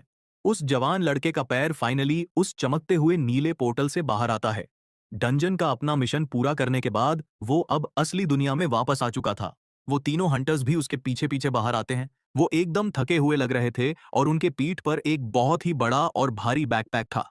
वहां खड़ी भीड़ उन पत्थरों का पहाड़ देखकर शॉक रह जाती है और उन्हें डाउट होता है कि क्या सिर्फ इन 4 लोगों ने ही इतना सारा सामान कलेक्ट किया है। अपना हीरो उन तीनों को बधाई देता है और कहता है कि चलो इन पत्थरों को नाथसुहाबारा की किसी दुकान पर बेच देते हैं। लेकिन वो लीडर कहता है कि सही दाम के लिए ये ज्यादा अच्छा रहेगा कि हम इस सामान को खुद ही मार्केट में बेचें। अपना हीरो मजे लेते हुए पूछता है कि क्या मैं उन लोगों पर भरोसा कर सकता हूं जिनसे मैं आज ही मिला हूं। ये सुनकर वो ग्रुप थोड़ा उदास हो जाता है। लेकिन फिर हीरो हंसकर कहता है कि अरे भाई मैं तो बस मजे ले रहा था। वो उनसे पूछता है कि उन्हें क्या लगता है कि इस सामान के कितने पैसे मिलेंगे, और जवाब आता है 6 मिलियन। उसी वक्त अपना हीरो उनके बैग से वो खोपड़ी वाला डंडा निकाल लेता है। वो कहता है कि शायद इस हथियार के ज्यादा पैसे ना मिलें, और लीडर को कुछ समझ नहीं आता। वो स्टाफ श्रापित था और सिर्फ प्रीस्ट लोगों के लिए था, जो उन्हें स्पिरिचुअल पावर और कंफ्यूजन देता था। अपना जवान लड़का समझाता है कि प्रीस्ट लोग स्पिरिचुअल पावर यूज नहीं कर सकते, तो ये उनके किसी काम का नहीं है। इसलिए वो फैसला करता है कि वो इस डंडे को अपने पास ही रखेगा। और ये सुनकर वो लीडर बहुत हैरान होता है। अपना हीरो कंफर्म करता है और कहता है कि जब तुम लोग पैसे बांटोगे तो इसके हिस्से के पैसे काट लेना। लेकिन लीडर साफ मना कर देता है, क्योंकि उनके बस का तो उस आइटम को लाना कभी था ही नहीं। हीरो बाकी दोनों से पूछता है कि क्या वो भी राजी हैं, और वो कहते हैं कि हम अपने लीडर की बात मानेंगे, एक स्माइल के साथ। अपना हीरो सोचता है कि यही वो बात है जो उसे इस टीम के बारे में सबसे अच्छी लगती है। वो उनके साथ अगले दिन फिर से डंजन में जाने का प्लान बनाता है और वो ग्रुप भी बड़े मजे से तैयार हो जाता है। अगले दिन वो एक और शिकार के लिए फिर से उस एंशिएंट गार्डन में घुस जाते हैं। अपना हीरो आराम से खड़ा देखता रहता है और उसका जॉम्बी बड़े ही मजे से एक और गॉब्लिन को कूट देता है। एक सीरियस लुक के साथ वो उस ग्रुप की तरफ मुड़ता है और पूछता है कि क्या तुम लोग अभी और आगे चल सकते हो। वो तीनों बेचारे थकान के मारे जमीन पर गिरे पड़े थे, और उनके चारों तरफ बॉडीज और मैजिक पत्थरों का ढेर लगा था। उस ग्रुप का लीडर हाथ जोड़कर कहता है कि भाई अब और नहीं झेला जा रहा, और हमारे बैग भी पूरे भर चुके हैं। तो अपना हीरो उनसे कहता है कि ठीक है, तुम लोग आगे निकलो, यानी बाहर जाओ। और वो हंटर बहुत ही राहत की सांस लेते हुए मान जाता है। अब अपना हीरो वहां बिल्कुल अकेला था, और वो अपनी पूरी आर्मी के साथ जंगल में और आगे बढ़ने लगता है। क्रोनस उससे पूछता है कि भाई तूने उन्हें वापस क्यों भेज दिया, क्या तेरा प्लान इतना साफ था। वो समझाता है कि अब से यहाँ जो भी होने वाला है, वो नहीं चाहता कि उसे कोई भी देखे। इतना बोलकर वो उस एंशिएंट गार्डन के नॉर्थ साइड की तरफ बढ़ने लगता है, जो एक बहुत ही डार्क और खतरनाक जगह थी। वहां के पेड़ पौधे बहुत घने थे, और उस पोर्टल के बाकी हिस्सों के मुकाबले वहां का माहौल बहुत ही भारी और डरावना था। अचानक से उस जंगल की उन घनी झाड़ियों के बीच में से कुछ लाल आंखें चमकने लगती हैं, और फिर वहां से भाले लिए हुए मेंढक जैसे दिखने वाले मॉन्स्टर्स यानी फ्रॉगमैन की एक पूरी फौज अपने हीरो पर टूट पड़ती है। अपना नेक्रोमैंसर भी कहां पीछे हटने वाला था। वो अपनी जॉम्बी आर्मी को आगे बढ़ने का हुक्म देता है, और फिर शुरू होती है एक बहुत ही भयंकर लड़ाई। उसका एक अनडेड नौकर एक फ्रॉगमैन को बहुत ही जोर से काट लेता है और उसके अंदर अपना जहर भर देता है। एक दूसरा मॉन्स्टर अपने साथी को ऐसे तड़पते हुए देखकर एकदम शॉक हो जाता है, और एक सेकंड के लिए उसका ध्यान भटक जाता है। बस इसी मौके का फायदा उठाकर एक जॉम्बी पीछे से उस पर वार कर देता है। लेकिन वो फ्रॉगमैन भी बहुत फुर्तीला था। वो उस अटैक को किसी तरह रोक लेता है। अब अपने हीरो के नौकरों की गिनती फिर से कम होने लगती है, क्योंकि भाई ये नए मॉन्स्टर्स पहले वालों से कहीं ज्यादा ताकतवर थे। ये फ्रॉगमैन सच में बहुत ही खतरनाक दुश्मन साबित हो रहे थे, और उन जॉम्बीज की तो जैसे उन्होंने नानी याद दिला दी थी। अपना हीरो तुरंत समझ जाता है कि इन अजीब से मेंढकों के स्टैट्स उन गॉब्लिन्स से काफी ज्यादा हैं, तो इनका इतना मजबूत होना तो बनता ही है। फिर वो अपना दिमाग लगाता है और पोषण कंट्रोल का यूज करके अपना वो हड्डियों वाला डंडा मैजिक के साथ उनकी तरफ फेंकता है। वो आइटम सीधा जाकर एक फ्रॉगमैन को लगता है, और उसी वक्त एक सिस्टम स्क्रीन ओपन हो जाती है। उस मॉन्स्टर का पूरा शरीर एकदम तेल जैसा चिपचिपा हो जाता है, और वो बहुत ही अजीब और घटिया सी स्माइल देने लगता है। अपना जवान लड़का उस मेंढक जैसी चीज का ये अजीब सा रिएक्शन देखकर थोड़ा अनकंफर्टेबल हो जाता है कि भाई ये क्या बदतमीजी है। फिर वो अपनी इस नई पावर को टेस्ट करने के लिए उस दुश्मन को एक बहुत ही जोरदार लात मारता है। असल में उस डंडे के अंदर स्पिरिचुअल पावर भरी हुई थी, जो उसके पियर्सिंग डैमेज को कई गुना बढ़ा देती है। इसके बाद अपना हीरो वहां बचे हुए बाकी दुश्मनों का खेल खत्म करने की तैयारी करता है। वो अपनी बोन कंट्रोल एबिलिटी का यूज करता है और उन फ्रॉगमैन पर नुकीली हड्डियों की बारिश कर देता है। लेकिन उसे रियलाइज होता है कि उस डंडे को कंट्रोल करने और नए जॉम्बीज बनाने में उसकी बहुत सारी स्पिरिचुअल पावर खर्च हो रही है। उन मेंढकों को धूल चटाने के बाद वो उनकी पड़ी हुई बॉडीज पर अपनी नेक्रोमैंसी यूज करने की तैयारी करता है। वो थोड़ा थका हुआ तो फील कर रहा था, लेकिन उसे पता था कि वो अभी भी इस सिचुएशन को आराम से हैंडल कर सकता है। और देखते ही देखते अनडेड फ्रॉगमैन की एक बहुत बड़ी आर्मी वहां खड़ी हो जाती है। उसका एक नया बना हुआ नौकर वहां खड़े एक आखिरी मॉन्स्टर को जोरदार मुक्का मारता है और इसी के साथ एक सिस्टम स्क्रीन चमकती है जो बताती है कि अपना हीरो अब लेवल 6 पर पहुंच चुका है। एक बहुत ही सुकून भरी स्माइल के साथ वो कहता है कि बहुत जल्दी वो अपनी उस पुरानी वाली पावरफुल स्टेट में वापस लौट आएगा। वो वार्निंग देता है कि वो सॉर्सरर किंग थोड़ा और इंतजार कर ले, क्योंकि बहुत जल्दी वो उसका भी पूरा हिसाब करने वाला है। अब उसका अगला टारगेट था उन प्राचीन खंडहरों के बीच में छुपी हुई वो सीक्रेट जगह। अपनी नई आर्मी और उस छोटे से क्रोनस के साथ वो उस रहस्यमयी जगह के एकदम बीचों बीच जाने लगता है। फिर वो अपनी इन्वेंट्री से एक फ्रॉगमैन का दिल निकालता है जो उसने लड़ाई से पहले ही बचाकर रख लिया था। क्रोनस बड़ा क्यूरियस होकर पूछता है कि भाई अब तू क्या खुराफात करने वाला है, लेकिन अपना हीरो उसे चुप रहने को कहता है। फिर वो उस मॉन्स्टर के दिल के ऊपर उस गॉब्लिन शमन का खून डाल देता है। इस अजीब से रिचुअल के बाद वो दिल एक बहुत ही तेज हरे रंग की रोशनी के साथ चमकने लगता है। उस जादुई आइटम को हाथ में पकड़े हुए वो उस चीज के लिए एकदम तैयार था जो अब होने वाली थी। एक बहुत ही विलेन वाली स्माइल के साथ वो कहता है कि अब वो इस पोर्टल के एक बहुत ही सीक्रेट एरिया में जाने वाला है। सिस्टम तुरंत अनाउंस करता है कि सीक्रेट खोज लिया गया है और उसे अब एक दूसरी जगह पर ले जाया जा रहा है। और अगले ही पल अपना हंटर एक बहुत ही प्राचीन और पुराने ट्रायल अरीना में पहुंच जाता है। वो उस मिट्टी के अरीना के बीच में खड़ा होता है और बड़े ही ध्यान से उस जगह को देखने लगता है। उस जवान लड़के को याद आता है कि पिछले जन्म में भी उसे ये जगह मिली थी, लेकिन तब वो इसके अंदर नहीं घुस पाया था। अपने नौकरों के साथ वो उस अरीना के बीचों बीच चमकते हुए रोशनी के उस पोर्टल की तरफ बढ़ता है। अचानक से उस पोर्टल के अंदर से नाखूनों वाला एक बहुत ही विशाल और डरावना पंजा बाहर आता है।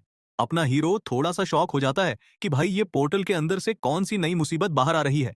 तभी एक स्क्रीन आती है और अनाउंस करती है कि इस ट्रायल के अंदर सिर्फ एक ही इंसान जा सकता है। सिस्टम उसे अपनी काबिलियत साबित करने को कहता है और अपना हीरो इस खतरनाक टेस्ट के लिए एकदम रेडी हो जाता है। वहां एक बहुत ही विशाल ड्रैकोनियन यानी ड्रैगन जैसा मॉन्स्टर बाहर आता है और सिस्टम बताता है कि लड़ाई की टाइम लिमिट सिर्फ 10 मिनट है। असल में ये जगह उन कॉन्स्टलेशंस ने बनाई थी ताकि वो अपने लिए बेस्ट हंटर्स को चुन सकें, और इसी टेस्ट के लिए उन्होंने यहाँ ड्रैगन की आर्मी के सबसे खतरनाक और एलीट सोल्जर्स को रखा था। क्रोनस को अपने ही कॉन्ट्रैक्टर पर रत्ती भर भी भरोसा नहीं था। वो कहता है कि भाई तू तो इस ट्रायल में 10 सेकंड भी नहीं टिक पाएगा। वो भगवान मजे लेते हुए कहता है कि मुझे लगता है मुझे कोई नया सेंट ढूंढ लेना चाहिए। और ये सुनकर अपना हीरो उस बुढ़े पर बहुत इरिटेट हो जाता है। वो कॉन्फिडेंस के साथ कहता है कि भले ही ये ड्रैकोनियन है, लेकिन यहाँ ये सिर्फ 1 स्टार के लेवल पर ही होगा। वो विशाल मॉन्स्टर अपना पैर जमीन पर बहुत जोर से पटकता है और लड़ाई के लिए एकदम तैयार हो जाता है। वो मॉन्स्टर अपने हीरो और उसकी फ्रॉगमैन की उस छोटी सी आर्मी को बहुत ही खूंखार नजरों से घूर रहा था। अपना जवान लड़का उस मॉन्स्टर से कहता है कि भाई जरा एक सेकंड रुकना, मुझे अपने नौकरों में कुछ मॉडिफिकेशन करना है। और ये सुनकर वो मॉन्स्टर एकदम कंफ्यूज हो जाता है। अपना हीरो मजे लेते हुए झोंक मारता है कि अरे भाई, फिल्मों में विलेन भी तो हीरो के ट्रांसफॉर्म होने का वेट करते हैं ना। उधर उसके अनडेड नौकर बहुत ही डरे हुए लग रहे थे कि पता नहीं ये हमारा मालिक अब हमारे साथ क्या नया एक्सपेरिमेंट करने वाला है। सिस्टम बताता है कि उन अनडेड को प्लेग ब्लड यानी महामारी वाले खून का यूज करके सक्सेसफुली मॉडिफाई कर दिया गया है। अब वो नॉर्मल जॉम्बी से प्लेग जॉम्बी बन चुके थे और अगर सिचुएशन सही रही तो उन्हें बार बार बनाया जा सकता था। क्रोनस उसकी इस हरकत को देखकर एकदम शॉक में था और अपना हीरो फुल घमंड में कहता है कि बुड्ढे, भूल मत कि मैं पिछले जन्म में एक 9 स्टार नेक्रोमैंसर रह चुका हूं। एक स्माइल के साथ वो कहता है कि अब मैं लड़ाई के लिए एकदम रेडी हूं। आज आज जो भी है तू। वो ड्रैकोनियन बहुत ही गुस्से और नफरत भरी नजरों से उन मेंढकों की आर्मी को देखता है। बिना टाइम वेस्ट किए वो मॉन्स्टर एक बहुत ही खतरनाक स्पीड के साथ हमला करने के लिए आगे बढ़ता है। अपने नए वाले जॉम्बीज भी तुरंत हवा में छलांग लगा देते हैं ताकि वो उस विशाल मॉन्स्टर को रास्ते में ही रोक सकें। वो प्लेग वाले मॉन्स्टर्स तुरंत उस ड्रैकोनियन को चारों तरफ से घेर लेते हैं और उस पर एक बहुत ही ब्रूटल अटैक कर देते हैं। वो दुश्मन के शरीर से एकदम चिपक जाते हैं और वो भयानक जानवर दर्द और गुस्से के मारे बहुत जोर से दहाड़ता है। उसका एक नौकर उस मॉन्स्टर के कंधे पर बहुत जोर से काट लेता है ताकि उसका सारा जहर उसके अंदर फैल जाए। लेकिन इतने सारे नौकरों के एक साथ अटैक करने के बाद भी वो विशाल ड्रैकोनियन बिना किसी कमजोरी के एकदम मजबूती से खड़ा रहता है। अपनी पूरी ताकत के साथ वो एक जॉम्बी को इतना जोरदार मुक्का मारता है कि वो मॉन्स्टर हरे खून के एक बहुत बड़े गुब्बारे की तरह हवा में ही फट जाता है। सिस्टम अनाउंस करता है कि वो ड्रैकोनियन अब जॉम्बीज के लेवल 12 वाले खतरनाक पॉइजन एसिड यानी जहर का शिकार हो चुका है। अपना लड़का बड़े स्वैग में समझाता है कि उसने उन मेंढकों की सारी फिजिकल ताकत को एक बहुत ही जानलेवा जहर में बदल दिया था। वो ड्रैकोनियन ये देखकर गुस्से से एकदम पागल हो जाता है और बचे हुए सारे नौकरों को बहुत ही बेदर्दी से कुचलने लगता है। वो अपना भारी पैर जमीन पर इतनी जोर से मारता है कि उस अरीना का फर्श ही दरक जाता है। वो भयानक जानवर एक कान फाड़ देने वाली दहाड़ मारता है और अपनी पूरी ताकत के साथ अपने हंटर की तरफ दौड़ पड़ता है।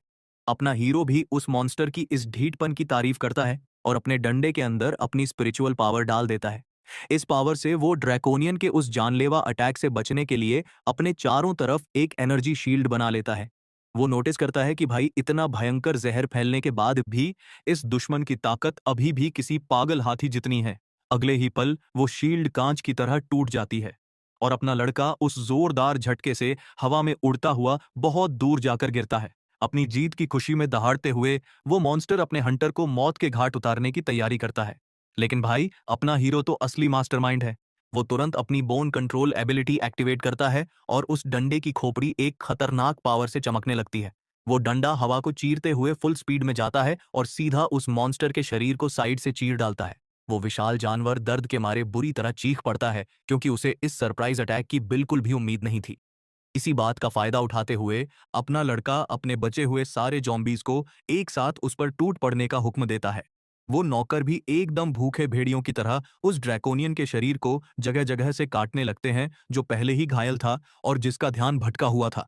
वो मॉन्स्टर गुस्से और दर्द से पागल होकर दहाड़ता रहता है जबकि वो जॉम्बीज उसके अंदर अपना जहर भरते जा रहे थे। देखते ही देखते उस विशाल राक्षस का पूरा शरीर उन फ्रॉगमैन के उस खतरनाक जहर से एकदम काला पड़ जाता है। लेकिन भाई वो भी कोई आम मॉन्स्टर नहीं था। पूरा जहर फैलने के बाद भी वो अपनी बची हुई ताकत से एक जॉम्बी को कुचल ही देता है। फिर वो बिना किसी रहम के अपने नुकीले पंजों से एक और जॉम्बी का काम तमाम कर देता है। एक विलेन वाली स्माइल के साथ अपना हीरो कहता है कि भाई लड़ाई तो तूने बहुत अच्छी की, लेकिन अब तेरा टाइम खत्म हो चुका है। वो विशाल मॉन्स्टर घुटनों के बल जमीन पर गिर जाता है और दर्द और निराशा से भरी अपनी आखिरी दहाड़ मारता है। फिर अपना लड़का उस विशाल जानवर के शरीर में से अपना वो खोपड़ी वाला डंडा बाहर खींच लेता है। वो धीरे धीरे उस हारे हुए दुश्मन के पास जाता है ताकि इस खेल को हमेशा के लिए खत्म कर सके। एक इशारे के साथ वो अपनी सबसे खतरनाक एबिलिटीज में से एक को यूज करने की तैयारी करता है। वो अपनी लाइफ ड्रेन एक्टिवेट करता है और उस विशाल मॉन्स्टर के अंदर बची हुई आखिरी सांसें और एनर्जी भी खींच लेता है। वो जानवर एकदम बेजान होकर गिर पड़ता है और सिस्टम अनाउंस कर देता है कि भाई ने ये ट्रायल सक्सेसफुली कंप्लीट कर लिया है। क्रोनस भी उसकी इस शानदार जीत की तारीफ करता है, लेकिन अपना लड़का फुल स्वैग में कहता है कि बुड्ढे मैं तो यहाँ कभी खतरे में था ही नहीं। इस जीत के साथ उसे ट्रायल के रिवॉर्ड के तौर पर मार्क ऑन ऑफ रेजिस्टेंस मिलता है। वो एक बहुत ही सुकून भरी स्माइल देता है क्योंकि ये नया पैसिव मार्क कोई छोटी मोटी चीज नहीं बल्कि एक बहुत ही हाई लेवल की पावर थी। लेकिन अपना हीरो उस लाश को देखकर कहता है कि भाई असली रिवॉर्ड तो कुछ और ही है। क्रोनस पूछता है कि अब तू क्या करने वाला है, तो वो अपना मैजिक यूज करने की तैयारी करता है। वो सोचता है कि इस शानदार बॉडी से एक बहुत ही तगड़ा अनडेड बनाने के लिए उसे कुछ खास टूल्स यानी औजारों की जरूरत पड़ेगी। फिर सीन एकदम से बदलता है और हम सैतामा शहर में आ जाते हैं जहां एकदम कड़क धूप खिली हुई थी। अपना हंटर एक पुराने से गोदाम के सामने एक बहुत ही सीरियस और पक्के इरादे वाले लुक के साथ रुकता है। वो खुद से कहता है कि समय में पीछे आने के बाद भी ये जगह तो बिल्कुल भी नहीं बदली है। अचानक से उस गोदाम के अंदर एक बहुत ही जोरदार आग वाला धमाका होता है जो उसे एकदम चौंका देता है। अपना लड़का उस धुएं की वजह से थोड़ा खांसता है और हंसते हुए कहता है कि चलो कम से कम ये धमाके भी नहीं बदले हैं। तभी उस धुएं के दूसरी तरफ से हल्के रंग के बालों वाला एक और लड़का खांसता हुआ बाहर आता है। अपने नेक्रोमांसर के चेहरे पर एक बड़ी सी स्माइल आ जाती है। वो समझ जाता है कि उसने एकदम सही बंदे को ढूंढ निकाला है। वो जवान अल्केमिस्ट धुएं से बाहर आता है। उसे कुछ समझ नहीं आ रहा था कि भाई ये हो क्या रहा है। ये बंदा कोई और नहीं बल्कि केन्या शिनयानी था जो उस टाइम पर पूरे जापान का सबसे महान अल्केमिस्ट बनने वाला था। अपना हीरो उसके पास जाता है और बड़े ही प्यार से पूछता है कि भाई क्या तुम्हारे पास बात करने का थोड़ा टाइम है। वो अपना नाम रयोगा बताता है और कहता है कि उसे उसके अल्केमी वाले टूल्स यूज करने हैं। वो अल्केमिस्ट एक अनजान बंदे की इस अजीब सी डिमांड को सुनकर एकदम चिढ़ जाता है। लेकिन अपना चालाक लड़का कहता है कि अगर मैं सिर्फ तुम्हारे टूल्स उधार लूंगा तो इसमें तुम्हारा क्या फायदा होगा, डील तो विन विन होनी चाहिए ना। वो खुलासा करता है कि उसे उस मिड ग्रेड हीलिंग पोशन की रिसर्च के बारे में सब कुछ पता है और वो उसे इस रिसर्च में हेल्प करने का ऑफर देता है, जिसे सुनकर वो बेचारा अल्केमिस्ट एकदम कंफ्यूज हो जाता है। फिर हम उस लेबोरेटरी के अंदर का सीन देखते हैं जहां कई सारे अजीबोगरीब इक्विपमेंट्स और कलरफुल टेस्ट ट्यूब्स रखे हुए थे। एक टेबल के ऊपर अल्केमी का एक बहुत बड़ा और डिटेल वाला मटका यानी कॉल्ड्रन रखा हुआ था। वो अल्केमिस्ट एकदम शॉक में था और सोच रहा था कि भाई इस लड़के ने इस पोशन को स्टेबल कैसे कर दिया। अपना हीरो फुल रोस्टिंग वाले मोड में समझाता है कि भाई जिस फॉर्मूले को तूने सालों लगाकर ढूंढना था वो मैंने यूं चुटकियों में सॉल्व कर दिया। एक स्माइल के साथ वो एक सर्जिकल ब्लेड यानी स्कैल्पल उठाता है और पूछता है कि क्या तू इसका लाइव टेस्ट देखना चाहता है।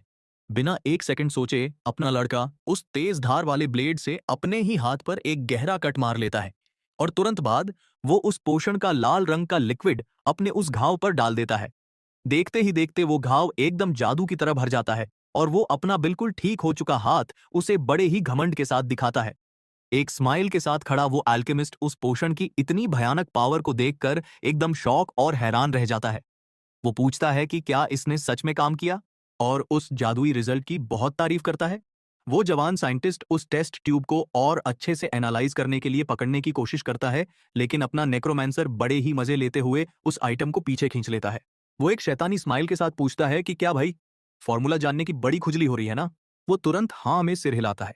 एक बहुत ही शातिर लुक के साथ अपना लड़का कहता है कि इसके लिए तुझे मेरा एक फेवर करना पड़ेगा।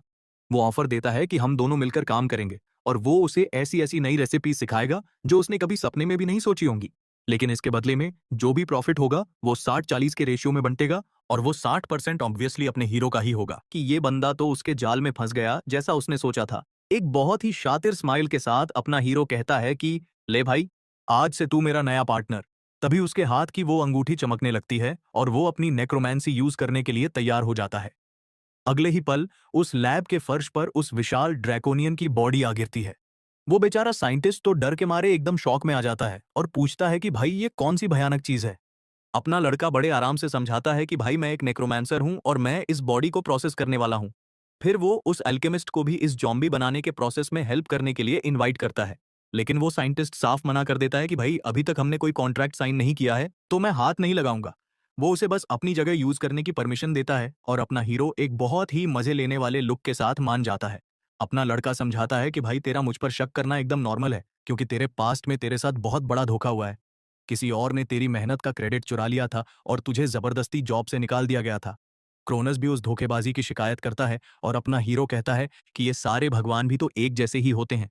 वो कहता है कि ये अल्केमिस्ट इसलिए हिचकिचा रहा है क्योंकि उसने अभी तक मेरी असली पावर देखी ही नहीं है। तो वो ऑफर देता है कि वो उसकी हेल्प करेगा ताकि वो अपनी आंखों से उसकी ताकत देख सके। एक बहुत ही सीरियस लुक के साथ वो अल्केमिस्ट अपने नेक्रोमैंसर को घूरता है और फिर फाइनली वो उसकी बात मान लेता है और अपना एक टूल उसके हाथ में थमा देता है। अपना हीरो उससे 5 माना स्टोन्स को एकदम सही रेशियो में पिघलाने को कहता है। थोड़ी ही देर में वो लड़का वो लिक्विड तैयार करके दे देता है और अपना हीरो उसकी इस खतरनाक स्पीड को देखकर एकदम हैरान रह जाता है। वो नेक्रोमैंसर उसके इस गजब के टैलेंट की तारीफ करता है और वो अल्केमिस्ट सोच में पड़ जाता है कि अब ये बंदा करेगा क्या। वो लिक्विड हाथ में लेकर अपना हीरो उसे फर्श पर पड़े उस विशाल ड्रैकोनियन की बॉडी के ऊपर डाल देता है। वो समझाता है कि वो इस जॉम्बी को और भी खतरनाक बनाने के लिए इसकी हड्डियों के अंदर फॉर्मूले और श्राप यानी कर्स उकेरता है और इस काम के लिए उसे ये लेयर्स चढ़ाने वाला प्रोसेस कई बार रिपीट करना पड़ेगा। फिर वो दोनों मिलकर उस मॉन्स्टर की बॉडी पर बिना रुके पागलों की तरह काम करने लगते हैं। वो बेचारा अल्केमिस्ट थकान के मारे चिल्लाने लगता है क्योंकि वो बिना किसी रेस्ट के लगातार उन आइटम्स को पीस रहा था। काफी टाइम बाद अपना हंटर कहता है कि चलो भाई, ये लंबा प्रोसेस फाइनली खत्म हुआ। वो अपनी बॉडी स्ट्रेच करता है और वो अल्केमिस्ट भड़क कर चिल्लाता है कि भाई पागल है क्या, हमें काम करते करते पूरे 3 दिन बीत चुके हैं। वो साइंटिस्ट शॉक में था कि आखिर ये बंदा है कौन जिसके पास इतनी ज्यादा पावर और स्टैमिना है। सिर्फ एक 1 स्टार हंटर होने के बाद भी उसने अपनी माना से एक बॉडी के दिल को मूव कर दिया था। उसे समझ आ जाता है कि ये लड़का दुनिया के सारे लॉजिक को फेल करता है, लेकिन इसकी ये भयानक एबिलिटी एकदम रियल है। अपना हीरो उसकी तरफ पलटता है और फिर से अपना वही 60-40 वाला ऑफर रिपीट करता है। अब वो अल्केमिस्ट बिना कोई नौटंकी किए तुरंत उस हंटर की डील एक्सेप्ट कर लेता है। वो खुद एक्सेप्ट करता है कि अकेले उस हीलिंग पोशन को खत्म करने में उसे 2 साल लग जाते, लेकिन इस लड़के की हेल्प से तो पूरी कहानी ही बदल गई है। इसलिए वो उसके साथ मिलकर काम करने का फैसला करता है। एक शैतानी स्माइल के साथ अपना नेक्रोमैंसर इस रिजल्ट से एकदम सेटिस्फाइड फील करता है। वो कहता है कि उसे अपने इस नए अल्केमिस्ट पार्टनर से बहुत बड़ी बड़ी उम्मीदें हैं। अब उसे इस मरे हुए ड्रैगन को एक अल्टीमेट जॉम्बी बनाने के लिए एक आत्मा की जरूरत थी जो उसके कोर की तरह काम कर सके। दिमाग में एक पूरा मास्टर प्लान सेट करके अपना हीरो अपना फोन निकालता है और एक कॉल लगाता है। वो पूछता है कि क्या उस ग्रुप को पैसे मिल गए और फिर उन्हें एक नई जॉब का ऑफर दे डालता है। सीन बदलता है और अब हम बॉर्डर के पास वाले एक जंगल में आ जाते हैं। अचानक से वो रुकीज वाला ग्रुप वहां आ टपकता है और पूछता है कि क्या उसी ने उन्हें यहां बुलाया है। अपना हंटर उन्हें अपने पीछे आने को कहता है और वो तिकड़ी बिना कुछ सोचे तुरंत उसका ऑनर मान लेती है। वो उस घने जंगल से गुजर रहे होते हैं और उनमें से एक डरते हुए कहता है कि भाई ये जगह तो बहुत खतरनाक है और मॉन्स्टर्स से भरी पड़ी है। अपना हीरो बड़े आराम से कहता है कि मैं तो बस यहाँ अपने एक पुराने जान पहचान वाले को रेस्पेक्ट देने आया हूँ। अपनी चील जैसी तेज नजरों से वो जंगल के उन पेड़ों के बीच कुछ ढूंढ रहा था। वो ग्रुप बहुत ही डर डर कर उस हंटर के पीछे उन लंबे पेड़ों के बीच से चलने लगता है। अचानक से अपना हीरो रुक जाता है और उसे हवा में कुछ अजीब सी खतरनाक चीज महसूस होती है और अगले ही पल उन्हें एक खाली जगह पर एक अकेला ऑर्क पहरा देते हुए दिखाई देता है। वो तिकड़ी उसे वार्निंग देती है कि भाई वो मॉन्स्टर 2 स्टार का है और बहुत ही खतरनाक है, पंगा मत लेना। लेकिन अपना लड़का कहाँ किसी की सुनने वाला था। वो डिसाइड करता है कि चलो अपने उस नए प्रोसेस किए हुए हड्डियों वाले हथियार को टेस्ट किया जाए। बस फिर क्या था, वो बोन कंट्रोल एक्टिवेट करता है और वो हथियार एनर्जी की एक बहुत ही खतरनाक ब्लेड फायर कर देता है। उस सुनहरी हड्डी से एक बहुत ही डरावना डार्क ऑरा और एक भयानक पावर निकल रही थी। वो ऑर्क भी तुरंत रिएक्शन देता है और पूरी ताकत से अपना भाला अपने हीरो की तरफ फेंक कर मारता है। वो भाला हवा को चीरता हुआ फुल स्पीड में नेक्रोमैंसर के उस अटैक को रोकने के लिए जाता है। एक स्माइल के साथ अपना हीरो समझ जाता है कि ये मामूली सा भाला उसके जादुई अटैक को रोक ही नहीं सकता। वो मजे लेते हुए रोस्ट करता है कि बेचारे मॉन्स्टर की किस्मत कितनी खराब है, मेरा ये वार खाली जाने वाला नहीं है। और सच में वो हड्डियों वाली ब्लेड एक बहुत ही भयानक फोर्स के साथ उस भाले की नोक के चिथड़े उड़ा देती है। वो जोरदार वार सीधा उस ऑर्क के कंधे पर जाकर लगता है और वो मॉन्स्टर उस झटके से दर्द के मारे चीख पड़ता है। अपना लड़का कहता है कि यार मैंने तो सीधा इसके दिल पर निशाना लगाया था, लेकिन मानना पड़ेगा कि इस जानवर की बॉडी भी काफी मजबूत है। वो मॉन्स्टर गुस्से से पागल हो जाता है और अपने कंधे से उस हथियार के टुकड़े को बुरी तरह खींचकर निकाल देता है। इतना घायल होने के बाद भी वो जानवर अपने लड़के पर हमला करने की कोशिश करता है। वो एक आखिरी और खतरनाक कोशिश में अपनी पूरी ताकत के साथ उस हंटर की तरफ दौड़ पड़ता है। लेकिन अपना हीरो एकदम चिल होकर एक ही जगह पर खड़ा रहता है, जैसे वो काउंटर अटैक करने के लिए एकदम सही टाइम का वेट कर रहा हो। लेकिन तभी अचानक से आग का एक बहुत बड़ा धमाका होता है जो सीधा उस मॉन्स्टर के मुंह पर जाकर लगता है। उस तिकड़ी का जो लीडर था ना, वो तुरंत अपनी शील्ड से खुद को बचाता है और अपना हीरो उसकी इस परफेक्ट टाइमिंग की तारीफ भी करता है। अपनी चमकती हुई आंखों के साथ वो उस दुश्मन पर अपना जादू चलाने के लिए फिर से तैयार हो जाता है। वो मजे लेते हुए उसे रोस्ट करता है कि भाई एक से क्या होगा, चलो 3 ट्राई करते हैं। और वो अपनी बोन कंट्रोल वाली पावर को एक्टिवेट कर देता है। देखते ही देखते हड्डियों के 3 नुकीले टेंटिकल्स उस घायल ऑर्क के शरीर को जकड़ लेते हैं। वो नुकीली हड्डियां उस मॉन्स्टर को कई जगह से चीर देती हैं और उसका खेल हमेशा के लिए खत्म कर देती हैं। उस भयानक क्रिएचर के ढेर होने के बाद वो दोनों जंगल की जमीन पर पड़ी उस विशाल बॉडी को देखते हैं। उस ग्रुप का लीडर तो शॉक के मारे एकदम सुन्न हो गया था। उसे अपनी आंखों पर यकीन ही नहीं हो रहा था कि उसने एक 2 स्टार ऑर्क को हरा दिया है। अपना जवान लड़का उन्हें कहता है कि भाई ऐसे मूर्ति बनकर मत खड़े रहो, क्योंकि असली काम तो अब जाकर शुरू होने वाला है। वो लीडर थोड़ा घबराते हुए पूछता है कि क्या सच में हम सही रास्ते पर जा रहे हैं। अपना हीरो कंफर्म करता है और ठीक उसी वक्त उसका वो नया बना हुआ ऑर्क जॉम्बी नौकर उसके पीछे खड़ा हो जाता है। वो लड़का समझाता है कि जिस इंसान को वो ढूंढ रहा है ना, वो सामने उस ऑर्क वाले गांव में ही है। थोड़ी दूर देखने पर उन्हें एक बहुत बड़ा सा गांव दिखाई देता है जिसके लकड़ी के गेट पर कई सारे ऑर्क्स पहरा दे रहे थे। लीडर की तो हवा टाइट हो जाती है। वो पूछता है कि भाई तू पक्का श्योर है ना, क्योंकि मुझे लगा था हम बस किसी को श्रद्धांजलि देने आए हैं। अपना नेक्रोमैंसर एक स्माइल के साथ बस हाँ बोलता है और उसका वो नया खूंखार ऑर्क जॉम्बी भी उसके बगल में एकदम तैयार खड़ा था। वो उन्हें बताता है कि हम जिसे ढूंढ रहे हैं वो इसी मॉन्स्टर्स की बस्ती के अंदर है। एक बहुत ही शातिर और विलेन वाली स्माइल के साथ अपना हीरो कहता है कि वैसे हम यहाँ से कुछ एक्स्ट्रा पैसे भी छाप सकते हैं। और ये सुनते ही उन तीनों हंटर्स के तो जैसे तोते उड़ जाते हैं। वो इस प्रपोजल से एकदम शॉक रह जाते हैं। जैसे जैसे टाइम बीतता है उस जंगल के आसमान में सूरज ढलने लगता है। उन पर हमला करने वाला एक और ऑर्क जंगल के बीचों बीच बेजान होकर गिर पड़ता है।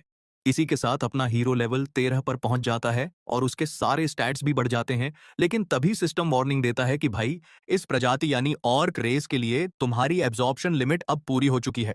अपना लड़का मन ही मन सोचता है कि यार मुझे पहले ही लग रहा था कि मेरी ये पावर एकदम अनलिमिटेड तो नहीं हो सकती। ये देखकर अपना हंटर डिसाइड करता है कि चलो भाई आज के लिए शिकार यहीं खत्म करते हैं। वापस अपने कैंप में आकर वो उस तिकड़ी की फीमेल हंटर को बात करने के लिए बुलाता है। वो उससे पूछता है कि क्या वो तैयार है, क्योंकि इस बात को अब 3 लंबे दिन बीत चुके हैं।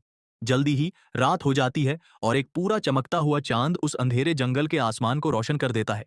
टेंट के अंदर लीडर अपनी टीम से कहता है कि उनके स्टैट्स काफी बढ़ चुके हैं और वो लोग कल सुबह हमला करेंगे। बाहर वो तिकड़ी इस बात पर मान जाती है और लीडर उस लड़की को पहरा देने के लिए कहता है। वो सब एक दूसरे को गुड नाइट बोलते हैं और अपने जवान लड़के की वो पूरी ऑर्क जॉम्बी वाली आर्मी वहां पहरा देने लगती है। उसके दो नए और खतरनाक नौकर कैंप को बचाने के लिए एकदम अलर्ट पोजीशन में खड़े हो जाते हैं। एक तरफ जहां वो तीनों हंटर्स बहुत ही सुकून की नींद सो रहे थे, वहीं अपना हीरो उनसे दूर एक चट्टान पर अकेला बैठा हुआ था। वो उस तारों से भरे खूबसूरत आसमान को बड़े ही शांत मन से देख रहा था।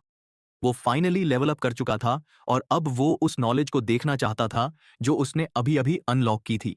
इसके साथ ही सिस्टम उसे ancient master of the departed की उस प्राचीन और रहस्यमयी लाइब्रेरी में ले जाता है। अंदर जाकर वो नॉलेज लेने के लिए एक पुरानी सी किताब के पास जाता है, लेकिन सिस्टम उसका एक्सेस रोक देता है और बताता है कि इसे पढ़ने के लिए उसे लेवल 45 का होना पड़ेगा। अपना हीरो थोड़ा इरिटेट हो जाता है क्योंकि अभी वो सिर्फ बिगिनर्स वाली नेक्रोमांसर गाइड ही पढ़ सकता था। एक गहरी सांस छोड़ते हुए वो सोचता है कि चलो, कुछ ना होने से तो ये थोड़ा ज्ञान ही सही है। फिर वो जवान लड़का वहीं जमीन पर बैठ जाता है और वहां मौजूद किताबों में से एक को पढ़ना शुरू कर देता है। वो बहुत ही ध्यान से उस प्राचीन जादुई किताब के एक एक पन्ने को समझने लगता है। उस नॉलेज को अपने अंदर खींचते हुए उसकी आंखें एक पूरे फोकस और डेडिकेशन के साथ चमक रही थीं। सुबह होते होते सिस्टम अनाउंस कर देता है कि भाई ने एक नई और गजब की एबिलिटी सीख ली है। अगले दिन उस तिकड़ी का एक हंटर बड़ी ही आलस और नींद भरी आंखों के साथ उठता है, लेकिन अगले ही पल उसकी आंखें फटी की फटी रह जाती हैं। वो किसी ऐसी चीज को देखकर एकदम उछल पड़ता है जिसने उसे बहुत बुरी तरह डरा दिया था।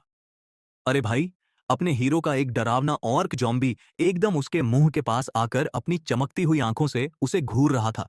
वो लड़का तो डर के मारे एकदम पीछे खिसक जाता है और अपना हीरो मजे लेते हुए कहता है कि चल उठ जा जल्दी से।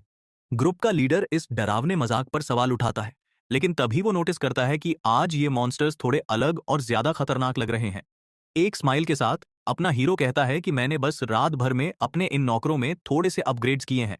अब उसकी आर्मी में ऐसे आर्मर्ड जॉम्बीज थे जिनके शरीर पर हड्डियों का एक बहुत ही मजबूत कवच था और उनकी पावर और सहने की ताकत पहले से कहीं ज्यादा बढ़ चुकी थी। ये नई स्किल हड्डियों का एक आर्मर यानी कवच बनाती थी और उसे मरे हुए शरीर के मांस को अपने हिसाब से बदलने की पावर देती थी। अपने इन नए और अपग्रेडेड नौकरों के साथ वो कहता है कि चलो भाई, अब और की उस बस्ती में घुसने का टाइम आ गया है।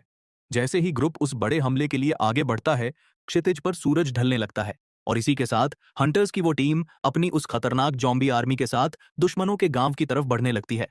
फाइनली वो ऑर्क की उस बस्ती तक पहुंच जाते हैं जो किसी बहुत बड़े और मजबूत किले जैसी लग रही थी। दीवार के ऊपर खड़े एक गार्ड की नजर उन पर पड़ जाती है और वो तुरंत हमले का अलार्म बजा देता है। उस गेट के अंदर बहुत सारे ऑर्क्स अपने भालों के साथ उस जगह को बचाने के लिए इकट्ठे हो जाते हैं, लेकिन अपना नेक्रोमांसर अपना हाथ आगे बढ़ाता है और अपनी बोन कंट्रोल वाली पावर को यूज करने के लिए तैयार हो जाता है। और फिर एनर्जी का एक धमाका उस लकड़ी के गेट के चिथड़े उड़ा देता है। वहां खड़े वो बेचारे गार्ड्स तो उस जादुई हमले की ताकत से हवा में उड़ते हुए दूर जाकर गिरते हैं। एक बहुत ही स्वैग वाली स्माइल के साथ अपना हीरो हाथ में हड्डियों का एक भाला पकड़े हुए उन मॉन्स्टर्स को रोस्ट करता है कि भाई ये फालतू का शोर मचाना बंद करो। लेकिन तभी धमाके के उस धुएं के बीच से हाथ में एक बहुत बड़ी कुल्हाड़ी लिए हुए एक बहुत ही विशाल ऑर्क बाहर निकलता है। वो डरावना मॉन्स्टर एक बहुत ही गुस्से वाली दहाड़ मारता है और उन हमलावरों की टीम पर टूट पड़ने के लिए तैयार हो जाता है। उसी वक्त उस किले की दीवारों के ऊपर से बहुत सारे ऑर्क तीरंदाज बाहर आते हैं और अपना तीर चलाने के लिए एकदम रेडी हो जाते हैं। और अगले ही पल वो बिना किसी रहम के उन हंटर्स पर तीरों की एकदम बारिश कर देते हैं। लेकिन अपने ग्रुप का लीडर भी एकदम तैयार था। वो तुरंत एक एनर्जी शील्ड बनाकर सबको उस जानलेवा अटैक से बचा लेता है। टीम की वो आर्चर लड़की भी फुल एक्शन में आ जाती है और उसकी क्रॉसबो एकदम आग की लपटों से चमकने लगती है। वो एक ऐसा आग से जलता हुआ तीर फायर करती है जो हवा में ही कई सारे तीरों में बंट जाता है और एक साथ कई दुश्मनों को जाकर लगता है। एक मॉन्स्टर के तो सीधा सीने पर वो आग वाला तीर लगता है और वो उस भयंकर जलन के मारे बुरी तरह चीख पड़ता है। अपना हीरो अपने बगल में खड़े क्रोनस के साथ मजे से स्माइल करता है और कहता है कि भाई ये शुरुआत तो बिल्कुल भी बुरी नहीं थी, क्योंकि असली खेल तो अभी बस शुरू हुआ है। इसके बाद एक बहुत बड़ी फौज उन घुसपैठियों को कुचलने के लिए उनकी तरफ दौड़ पड़ती है। लेकिन अपना जवान लड़का भी एकदम चिल था। वो अपनी उन आर्मर्ड जॉम्बीज की आर्मी को लड़ाई में आगे बढ़ने का हुक्म देता है। उसका एक नौकर फुल स्पीड में आगे भागता है और एक दुश्मन के मुंह पर इतना जोरदार मुक्का मारता है कि उसका थोबड़ा ही बिगड़ जाता है। फिर वो जॉम्बी नीले रंग की एनर्जी की एक खतरनाक बीम फायर करता है जो सीधे एक मॉन्स्टर को जाकर लगती है। एक बहुत ही सेटिस्फाइड स्माइल के साथ अपना हीरो सोचता है कि भाई रिजल्ट तो उम्मीद से भी कहीं ज्यादा अच्छा है।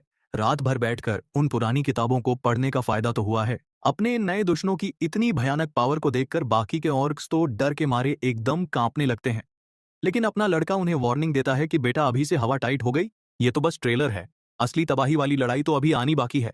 फिर ऑर्क्स की वो पूरी फौज अपनी जान हथेली पर रखकर नेक्रोमैंसर के जॉम्बीज की तरफ पूरी ताकत से हमला कर देती है।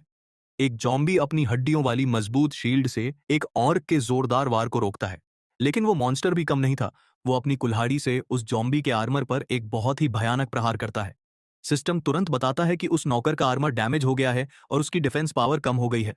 लेकिन अपने हीरो के लिए ये कौन सी बड़ी बात थी। वो तुरंत अपना मैजिक यूज करता है और अपने नौकर के आर्मर को रिपेयर करने लगता है।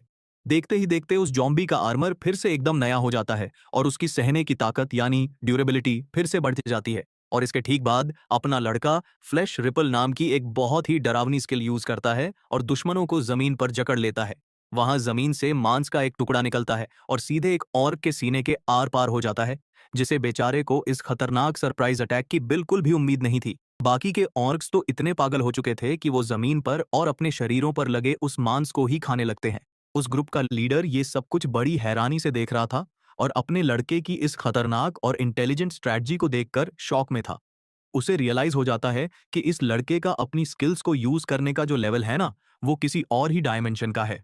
उन जॉम्बीज का मांस उन ऑर्क्स के पैरों से एकदम चिपक जाता है और उन्हें एक कदम भी आगे नहीं बढ़ने देता।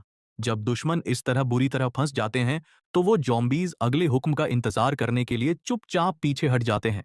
अपने नौकरों को इतनी आसानी से हारते हुए देखकर वो विशाल ऑर्क चीफ गुस्से से एकदम पागल हो जाता है। उसके शरीर से एक बहुत ही डरावना लाल रंग का ऑरा निकलने लगता है और उसका पूरा शरीर बदलने लगता है। सिस्टम तुरंत वार्निंग देता है कि उस मॉन्स्टर का बर्सर्क मोड एक्टिवेट हो चुका है और अब खतरे का लेवल बहुत ही क्रिटिकल है। लेकिन अपना हीरो, वो तो बस मजे लेते हुए स्माइल करता है और कहता है कि चलो भाई, फाइनली इस ऑर्क चीफ ने लड़ाई को थोड़ा सीरियसली तो लिया। वो ऑर्क चीफ एक बहुत ही जंगली और खूंखार तरीके से दहाड़ता है और उसका शरीर उस लाल पावर से एकदम सूजकर बड़ा हो जाता है। सिस्टम फिर से अनाउंस करता है कि ये बर्सर्क मोड एक बहुत ही स्पेशल लेवल के खतरे में बदल चुका है। एक भयानक वॉर क्राई के साथ वो मॉन्स्टर अपनी पूरी ताकत लगाकर अपनी कुल्हाड़ी को हवा में घुमाता है। उसका वो वार इतना भयानक था कि वो हवा को चीरते हुए फुल फोर्स के साथ अपने जवान लड़के की तरफ बढ़ता है। लेकिन अपना लड़का बिना रत्ती भर डरे अपना हाथ आगे बढ़ाता है और अपनी बोन कंट्रोल एबिलिटी को एक्टिवेट कर देता है। और तभी जमीन को फाड़ते हुए बहुत ही विशाल और नुकीली हड्डियां बाहर आती हैं और उस दुश्मन के अटैक को बीच में ही रोक देती हैं। वो मॉन्स्टर उन कई सारी नुकीली हड्डियों से बुरी तरह बिंध जाता है जो उसके शरीर के आर पार हो जाती हैं और उसे वहीं जकड़ लेती हैं। वो विशाल जानवर एकदम बेबस होकर घुटनों के बल गिर पड़ता है। वो हिलने लायक भी नहीं बचा था। उसे समझ आ जाता है कि वो हड्डियां उसके शरीर को अपने कंट्रोल में ले रही हैं और वो तड़पते हुए उनसे बचने की कोशिश करता है। एक बहुत ही विलन वाली स्माइल के साथ अपना लड़का कहता है कि भाई अब छटपटाने का कोई फायदा नहीं है, बस मेरी स्पिरिचुअल पावर थोड़ी ज्यादा खर्च हो रही है। वो मॉन्स्टर दर्द से पागल होकर चीखता है क्योंकि वो डार्क मैजिक उसके पूरे शरीर पर कब्जा कर रहा था। अपना हीरो उसे मजे लेते हुए कहता है कि इतना रो मत भाई, मेरी खुद की पावर का कंजम्पशन 40% तक पहुंच गया है। वो जवान लड़का मन ही मन सोचता है कि एक ही टाइम पर 6 हड्डियों को कंट्रोल करने में बहुत ही ज्यादा स्पिरिचुअल पावर लगती है। उसे पता था कि अगर एक भी हड्डी अपनी जगह से हिली तो ये मॉन्स्टर फिर से उठ जाएगा, इसलिए वो सीधे उसके दिल पर वार करने का फैसला करता है। अपना हंटर एक आखिरी और सबसे जानलेवा अटैक के लिए फिर से बोन कंट्रोल का यूज करता है। उसकी स्पिरिचुअल पावर 68 तक पहुंच जाती है और एक हड्डियों का भाला सीधा उस ऑर्क के दिल में जाकर घुस जाता है। सीने पर उस डायरेक्ट और खतरनाक हिट के बाद वो मॉन्स्टर फाइनली बेजान होकर जमीन पर गिर पड़ता है। इस भयानक लड़ाई ने अपने लड़के की लगभग सारी स्पिरिचुअल एनर्जी चूस ली थी और उसकी सांसें बहुत तेज चल रही थीं। वो तुरंत अपना हाथ आगे बढ़ाता है और अपनी ताकत को वापस पाने के लिए लाइफ ड्रेन एक्टिवेट कर देता है। एक बहुत ही शांत सफेद रंग का ऑरा उसे घेर लेता है और उसकी स्पिरिचुअल पावर वापस 74 पर रिकवर हो जाती है। एक कॉन्फिडेंट स्माइल के साथ वो फिर से एकदम फ्रेश फील करता है और अगली लड़ाई के लिए रेडी हो जाता है। बाकी के ऑर्क्स जब अपने उस खूंखार चीफ को ऐसे कुत्ते की मौत मरते हुए देखते हैं तो वो खौफ के मारे एकदम सुन्न हो जाते हैं। उनमें से एक जोर से चिल्लाता है कि भागो यहां से, और वो पूरी की पूरी फौज उस गांव को छोड़कर दुम दबाकर भागने लगती है। लेकिन अपना लड़का उन्हें इतनी आसानी से कहां भागने देने वाला था। उसकी आंख एक खतरनाक हरी रोशनी के साथ चमक उठती है। वो अपनी फ्लैश रिपल वाली स्किल एक्टिवेट करता है और उन भागते हुए मॉन्स्टर्स के पैरों को जमीन पर जकड़ लेता है।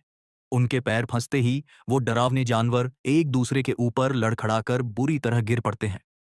देखते ही देखते जो ऑर्क्स वहां से भागने की कोशिश कर रहे थे, वो सब के सब उस मैदान में बेबस होकर जमीन पर पड़े थे। एक बहुत ही सुकून भरी स्माइल के साथ वो अपनी नेक्रोमेंसी यूज करता है और आर्मर्ड ऑर्क्स की एक एकदम नई और फ्रेश आर्मी को जमीन से उठा लेता है। और इसी तरह वो ऑर्क चीफ जिसके नाम से कभी लोग कांपते थे, वो अब अपने हीरो के सामने सिर्फ एक और बेजान नौकर बनकर खड़ा था। वो तिकड़ी उन ढेर सारे मरे हुए मॉन्स्टर्स को देखकर सोच रही थी कि भाई आज तो इन सबसे बहुत तगड़ा पैसा छापने वाले हैं। लेकिन तभी अपना हीरो आगे बढ़ता है और उस ऑर्क चीफ की कुल्हाड़ी उठा लेता है। वो कहता है कि भाई इस मिशन का असली खजाना तो ये है। एक स्क्रीन चमकती है और बताती है कि ये एक रेयर ब्लड एक्स यानी खून की कुल्हाड़ी है, जो जितना खून पीती है उतनी ही खतरनाक होती जाती है। एक स्माइल के साथ वो कहता है कि चलो इस ऑर्क की बस्ती पर कब्जा करना वसूल हो गया। वो उस कुल्हाड़ी को उस ग्रुप के लीडर को दे देता है और बाकी सामान कलेक्ट करने का काम उन पर छोड़ देता है। वो हंटर खुशी खुशी मान जाता है और अपने जवान लड़के से कहता है कि आप जाकर आराम करो, हम ये सारा काम निपटा लेंगे। इसके बाद अपना हीरो उस ग्रुप से अलग हो जाता है और जंगल के एक दूसरे हिस्से की तरफ निकल पड़ता है। वो एक बहुत ही पुराने और विशाल पेड़ के सामने जाकर रुकता है और कहता है कि फाइनली मुझे वो मिल ही गया जिसे मैं ढूंढ रहा था। फिर वो लड़का उस छिपे हुए इंसान को आवाज लगाता है और उससे बाहर आकर बात करने को कहता है। लेकिन वो विशाल पेड़ एकदम शांत रहता है। वहां से कोई जवाब नहीं आता। एक गहरी सांस छोड़ते हुए वो अपने बैग से एक हड्डी निकालता है और सोचता है कि लगता है सीधी उंगली से घी नहीं निकलेगा। वो एक शैतानी स्माइल देता है क्योंकि उसके हाथ की वो जादुई हड्डी आग की लपटों से चमकने लगती है। उसकी आंखें भी चमक रही थीं और वो उस जादुई हड्डी से उस पेड़ पर जोरदार हमला करने की तैयारी करता है। वो अपनी पूरी ताकत से उस पेड़ पर वार करता है और उसके उस पावरफुल अटैक से एक हरा औरा निकलने लगता है। तभी एक बहुत ही डार्क एनर्जी फटती है और वो खुद से कहता है कि क्या मुझे हर किसी के साथ ऐसा ही अग्रेसिव होना पड़ेगा। अचानक से वहां लाल आंखों वाला एक साये जैसा भूत सामने आता है और भारी आवाज में पूछता है कि मेरी शांति भंग करने की हिम्मत किसने की। एक स्माइल के साथ अपना लड़का कहता है कि फाइनली आपसे मिलकर बहुत खुशी हुई। वो उसे सोरा काशीवागी नाम से बुलाता है, जो एक बहुत ही फेमस मैजिक फाइटर था। और ये नाम सुनकर वो आत्मा एकदम शॉक रह जाती है। वो भूत बड़ी ही शक भरी नजरों से उसे घूरते हुए पूछता है कि एक मामूली इंसान को मेरा नाम कैसे पता। अपना हंटर कहता है कि मुझे सब पता है, ये भी कि 35 साल पहले आपने अकेले एक पूरी मॉन्स्टर वेव को रोका था। तभी उस प्राचीन हीरो की याद में बनी एक पत्थर की कब्र सामने आती है।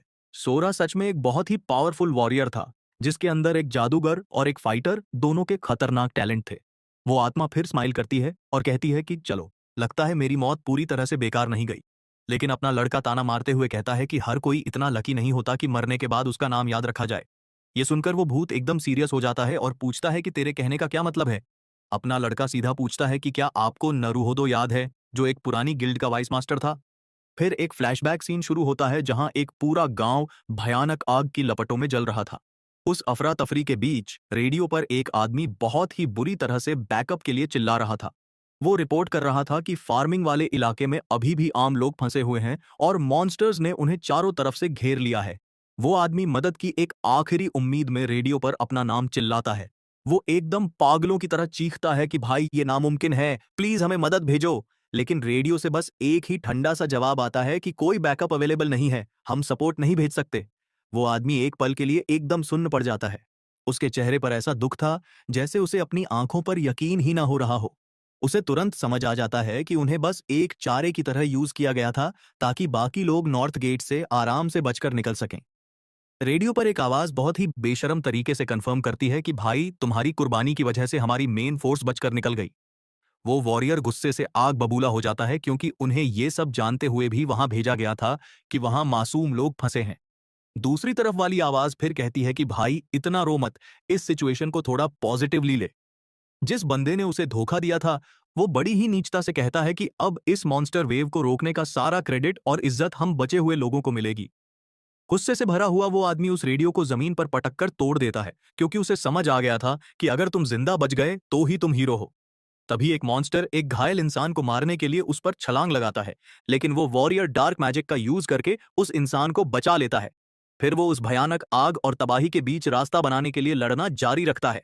वो आदमी अपने साथियों को ऑर्डर देता है कि आम लोगों को बचाओ और उन्हें लेकर यहां से निकल जाओ। उसके साथी एक पल के लिए रुक जाते हैं। वो अपने वाइस मास्टर के लिए बहुत परेशान लग रहे थे। वो फिर से गुस्से में चिल्लाता है कि ये मेरा ऑर्डर है, तुरंत निकलो यहां से। फ्लैशबैक खत्म होता है और वो आत्मा बताती है कि जिस इंसान ने उसे इस मौत के कुएं में धकेला था, वो बाद में एक बहुत बड़ा हीरो बन गया, और इसके साथ ही उस धोखेबाज ने इतिहास से उस सच्चे हीरो के सारे रिकॉर्ड्स हमेशा के लिए मिटा दिए। अपना हीरो कहता है कि ये तो सच में बहुत बुरा हुआ कि जिसने अपनी जान दी, उसी की इज्जत कोई और चुरा कर ले गया। ये सुनकर वो भूत एकदम भड़क जाता है और अपने लड़के से कहता है कि ये पहेलियां बुझाना बंद कर और सीधा मुद्दे पर आ। एक शातिर स्माइल के साथ अपना लड़का ऑफर देता है कि मैं उस गद्दार से तुम्हारा बदला लेने में तुम्हारी मदद कर सकता हूँ। वो भूत उसे अपनी नफरत और शक से भरी लाल आंखों से घूरने लगता है। अपना लड़का प्रपोज करता है कि वो दोनों एक कॉन्ट्रैक्ट साइन करें, जिसके बाद वो उसे एक बहुत ही पावरफुल अनडेड बना देगा। वो प्राचीन वॉरियर की आत्मा अभी भी एकदम चुप और गुस्से से भरी हुई उसे बस घूर रही थी। नेक्रोमांसर फिर से अपना ऑफर रिपीट करता है और उसे एक नौकर की तरह अपने साथ जुड़ने के लिए कहता है। और फिर उसके हाथ की वो अंगूठी एक बहुत ही तेज और खतरनाक हरी नेक्रोमैंटिक एनर्जी के साथ चमकने लगती है। वो उस विशाल ड्रैकोनियन की बॉडी दिखाता है और कहता है कि मैंने पहले ही तुम्हारी आत्मा के लिए एक तगड़ा बर्तन तैयार कर लिया है। वो भूत उस विशाल मॉन्स्टर की बॉडी को देखता है। वो इस ऑफर को लेकर काफी सोच में पड़ गया था। वो आत्मा मानती है कि अपनी इस हालत में तो उसने कभी अपने दुश्मनों से बदला लेने के बारे बारे में सोचा तक नहीं था। फिर वो कॉन्ट्रैक्ट को एक्सेप्ट कर लेता है, लेकिन कहता है कि मेरी एक शर्त है। वो प्राचीन हीरो साफ साफ वार्निंग देता है कि वो ऐसा कोई भी काम नहीं करेगा जिससे किसी भी मासूम या बेगुनाह इंसान को नुकसान पहुंचे। अपना लड़का मन ही मन सोचता है कि भाई, ये शर्त तो बिल्कुल पहले जैसी ही है। मतलब इस हीरो का दिल आज भी नहीं बदला। एक सच्चे हीरो से यही उम्मीद थी। वो एक बहुत ही रेस्पेक्ट वाली स्माइल के साथ सोचता है। इसके साथ ही अपना हीरो उस शर्त को मान लेता है और प्रॉमिस करता है कि वो इस डील को कभी नहीं तोड़ेगा। वो आत्मा भी फाइनली उस ऑफर को एक्सेप्ट कर लेती है और उसका ऑनडेड नौकर बनने के लिए तैयार हो जाती है। सिस्टम तुरंत अनाउंस करता है कि भाई को अर्थ बाउंड स्पिरिट सोकाकू काशीवागी का पोजीशन मिल चुका है। उसे याद आता है कि समय में पीछे आने से पहले उसने इस आत्मा को एक ड्रेड नाइट में बदला था। फिर अपना लड़का सोचता है कि अगर उसने शुरू से ही इसे एक बहुत ही ताकतवर बॉडी दी होती तो क्या बवाल होता। क्रोनस भी उस ड्रैकोनियन की बॉडी की तारीफ करता है और कहता है कि भाई, ये तो सच में एक मास्टरपीस है। एक स्क्रीन उस नए नौकर का स्टेटस दिखाती है, जो अब एक इनकम्प्लीट यानी अधूरा एल्ड्रिज ड्रैगन बन चुका था। अपना हीरो खुशी से पागल हो जाता है, क्योंकि ये मैजिक फाइटर वाला ट्रेट उस पुराने स्केलेटन नाइट में तो था ही नहीं। वो स्क्रीन समझाती है कि ये ट्रेट एक जादूगर और एक मार्शल आर्टिस्ट दोनों की पावर्स को मिला देता है। फिर वो अपने उस नए नौकर से पूछता है कि भाई, अपनी इस नई ड्रैगन वाली बॉडी में कैसा फील हो रहा है। वो विशाल मॉन्स्टर अंगड़ाई लेता है और कहता है कि यार, ये बॉडी तो मेरी असली वाली बॉडी से काफी कमजोर है। अपना हंटर समझ जाता है कि उस कर्स फॉर्मूले की वजह से ये नौकर अभी अधूरा है, लेकिन फिर भी वो एक सेटिस्फाइड स्माइल देता है, क्योंकि भाई, ये शुरुआत पिछली बार से तो 1000 गुना अच्छी थी। अपने इस नए मिनियन यानी नौकर के साथ वो मुड़ता है और वो दोनों उस गांव से दूर जाने लगते हैं। लेकिन अचानक से वो क्रिएचर उसे टोकता है और बहुत ही चिढ़ते हुए कहता है कि भाई, मुझे ये मिनियन बुलाना बंद कर। और इतना बोलते ही वो विशाल ड्रैगन साइज में एकदम छोटा हो जाता है और हाथ बांधकर बड़े ही गुस्से वाले लुक के साथ खड़ा हो जाता है। अपना हीरो पूछता है कि भाई, क्या हो गया। तो वो नौकर कहता है कि मुझे मिनियन सुनना बिल्कुल पसंद नहीं है। अपना लड़का सजेस्ट करता है कि तो फिर अपना असली नाम ही यूज कर लो, लेकिन वो क्रिएचर कहता है कि वो अपना नाम तो कपा छोड़ चुका है। अपना हीरो सोचता है कि यार, ये नौकर तो बड़ा नौटंकीबाज है, इसकी पर्सनैलिटी तो एकदम ही बदल गई है। वो ड्रैगन एक ऐसा नाम मांगता है जिसे सुनकर दुश्मनों की हवा टाइट हो जाए, लेकिन उसे खुद कोई अच्छा नाम याद नहीं आ रहा था। अपना लड़का कुछ नाम सजेस्ट करता है, जैसे फाफनिर, ब्लैक ड्रैगन या तियामत, लेकिन वो नखरेबाज ड्रैगन सारे नाम रिजेक्ट कर देता है। थोड़ा इरिटेट होकर वो कहता है कि तो फिर अपना नाम औरोची रख ले, और वो क्रिएचर तुरंत उसे भी मना कर देता है। अपना हंटर सोचता है कि क्या इसे एक मुक्का मार दूं। वो ड्रैगन भी बड़े घमंड से उसे इग्नोर करता है, लेकिन फिर उसका दिमाग बदल जाता है और वो कहता है कि चल ठीक है, वो पहला वाला नाम फाफनिर ही सही है। अपना लड़का पककर एक लंबी सांस लेता है और उसे उसी नाम से बुलाने के लिए मान जाता है और फिर वहां से जाने के लिए मुड़ता है। लेकिन वो नया बना हुआ फाफनिर उसे फिर रोक लेता है और रोने लगता है कि भाई, मेरे पास तो पहनने के लिए कपड़े ही नहीं हैं। वो इधर उधर ऑर्क की उस बस्ती में कुछ पहनने के लिए ढूंढने लगता है और फाइनली वो एक टेंट में से एक कपड़ा फाड़कर उसे अपने कपड़ों की तरह लपेट लेता है। अपना लड़का हैरान होकर सोचता है कि क्या इस प्राचीन हीरो की असली पर्सनैलिटी हमेशा से ही ऐसी कार्टून वाली थी। फिर सीन वापस उस लैब में आता है और वो अल्केमिस्ट रात के अंधेरे में कुछ अजीब सा देखकर जोर से चिल्ला उठता है। वो एकदम एक्साइटेड होकर कहता है कि जो बॉडी उस लिक्विड वाले सॉल्यूशन में पड़ी थी वो अब हिल रही है। फाफनेर बड़े स्वैग में कहता है कि भाई मुझे एक आत्मा मिल गई है। और वो साइंटिस्ट तो उसे एकदम पास से स्टडी करने के लिए पागलों की तरह कूदने लगता है। ड्रैगन सोचता है कि ये बंदा तो एकदम पागल है। वो अपने मालिक से पूछता है कि क्या मैं इसे एक मुक्का जड़ सकता हूँ, लेकिन अपना लड़का मना कर देता है। एक सीरियस लुक के साथ अपना हीरो फिर अपने नए पार्टनर का ध्यान अपनी तरफ खींचता है। वो उस तिकड़ी से कहता है कि वो लोग वापस टोक्यो जा रहे हैं ताकि सारा सामान अच्छे से सेट कर सकें, और वो ग्रुप भी इस बात पर मान जाता है। लैब में वापस आकर अपना लड़का अपनी नेक्रोमांसर वाली स्किल्स यूज करने की तैयारी करता है। अपने मैजिक के साथ वो उस ऑर्क चीफ की बॉडी पर काम करना शुरू कर देता है जिसे उसने पहले हराया था। वो नीचे बैठता है और सोचता है कि अब इस मॉन्स्टर की इतनी तगड़ी बॉडी का क्या किया जाए। वो ड्रैगन और वो साइंटिस्ट दोनों बड़ी बेसब्री से अपने लड़के को देख रहे थे कि ये अब कौन सी नई खुराफात करने वाला है। एक शैतानी स्माइल के साथ वो उन दोनों से पूछता है कि क्या तुम लोगों को बड़ी खुजली हो रही है ये जानने की। वो अल्केमिस्ट एकदम पैनिक कर जाता है और कहता है कि नहीं नहीं, मुझे इस नए प्रोजेक्ट में कोई इंटरेस्ट नहीं है। लेकिन वो अपनी क्यूरियोसिटी को रोक नहीं पाता और तुरंत इंग्रेडिएंट्स मिक्स करना शुरू कर देता है।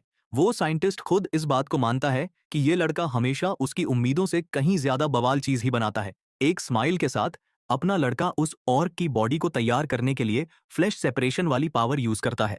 उसका मैजिक काम कर जाता है और उस मॉन्स्टर का मांस धीरे धीरे उसके कंकाल से अलग होने लगता है।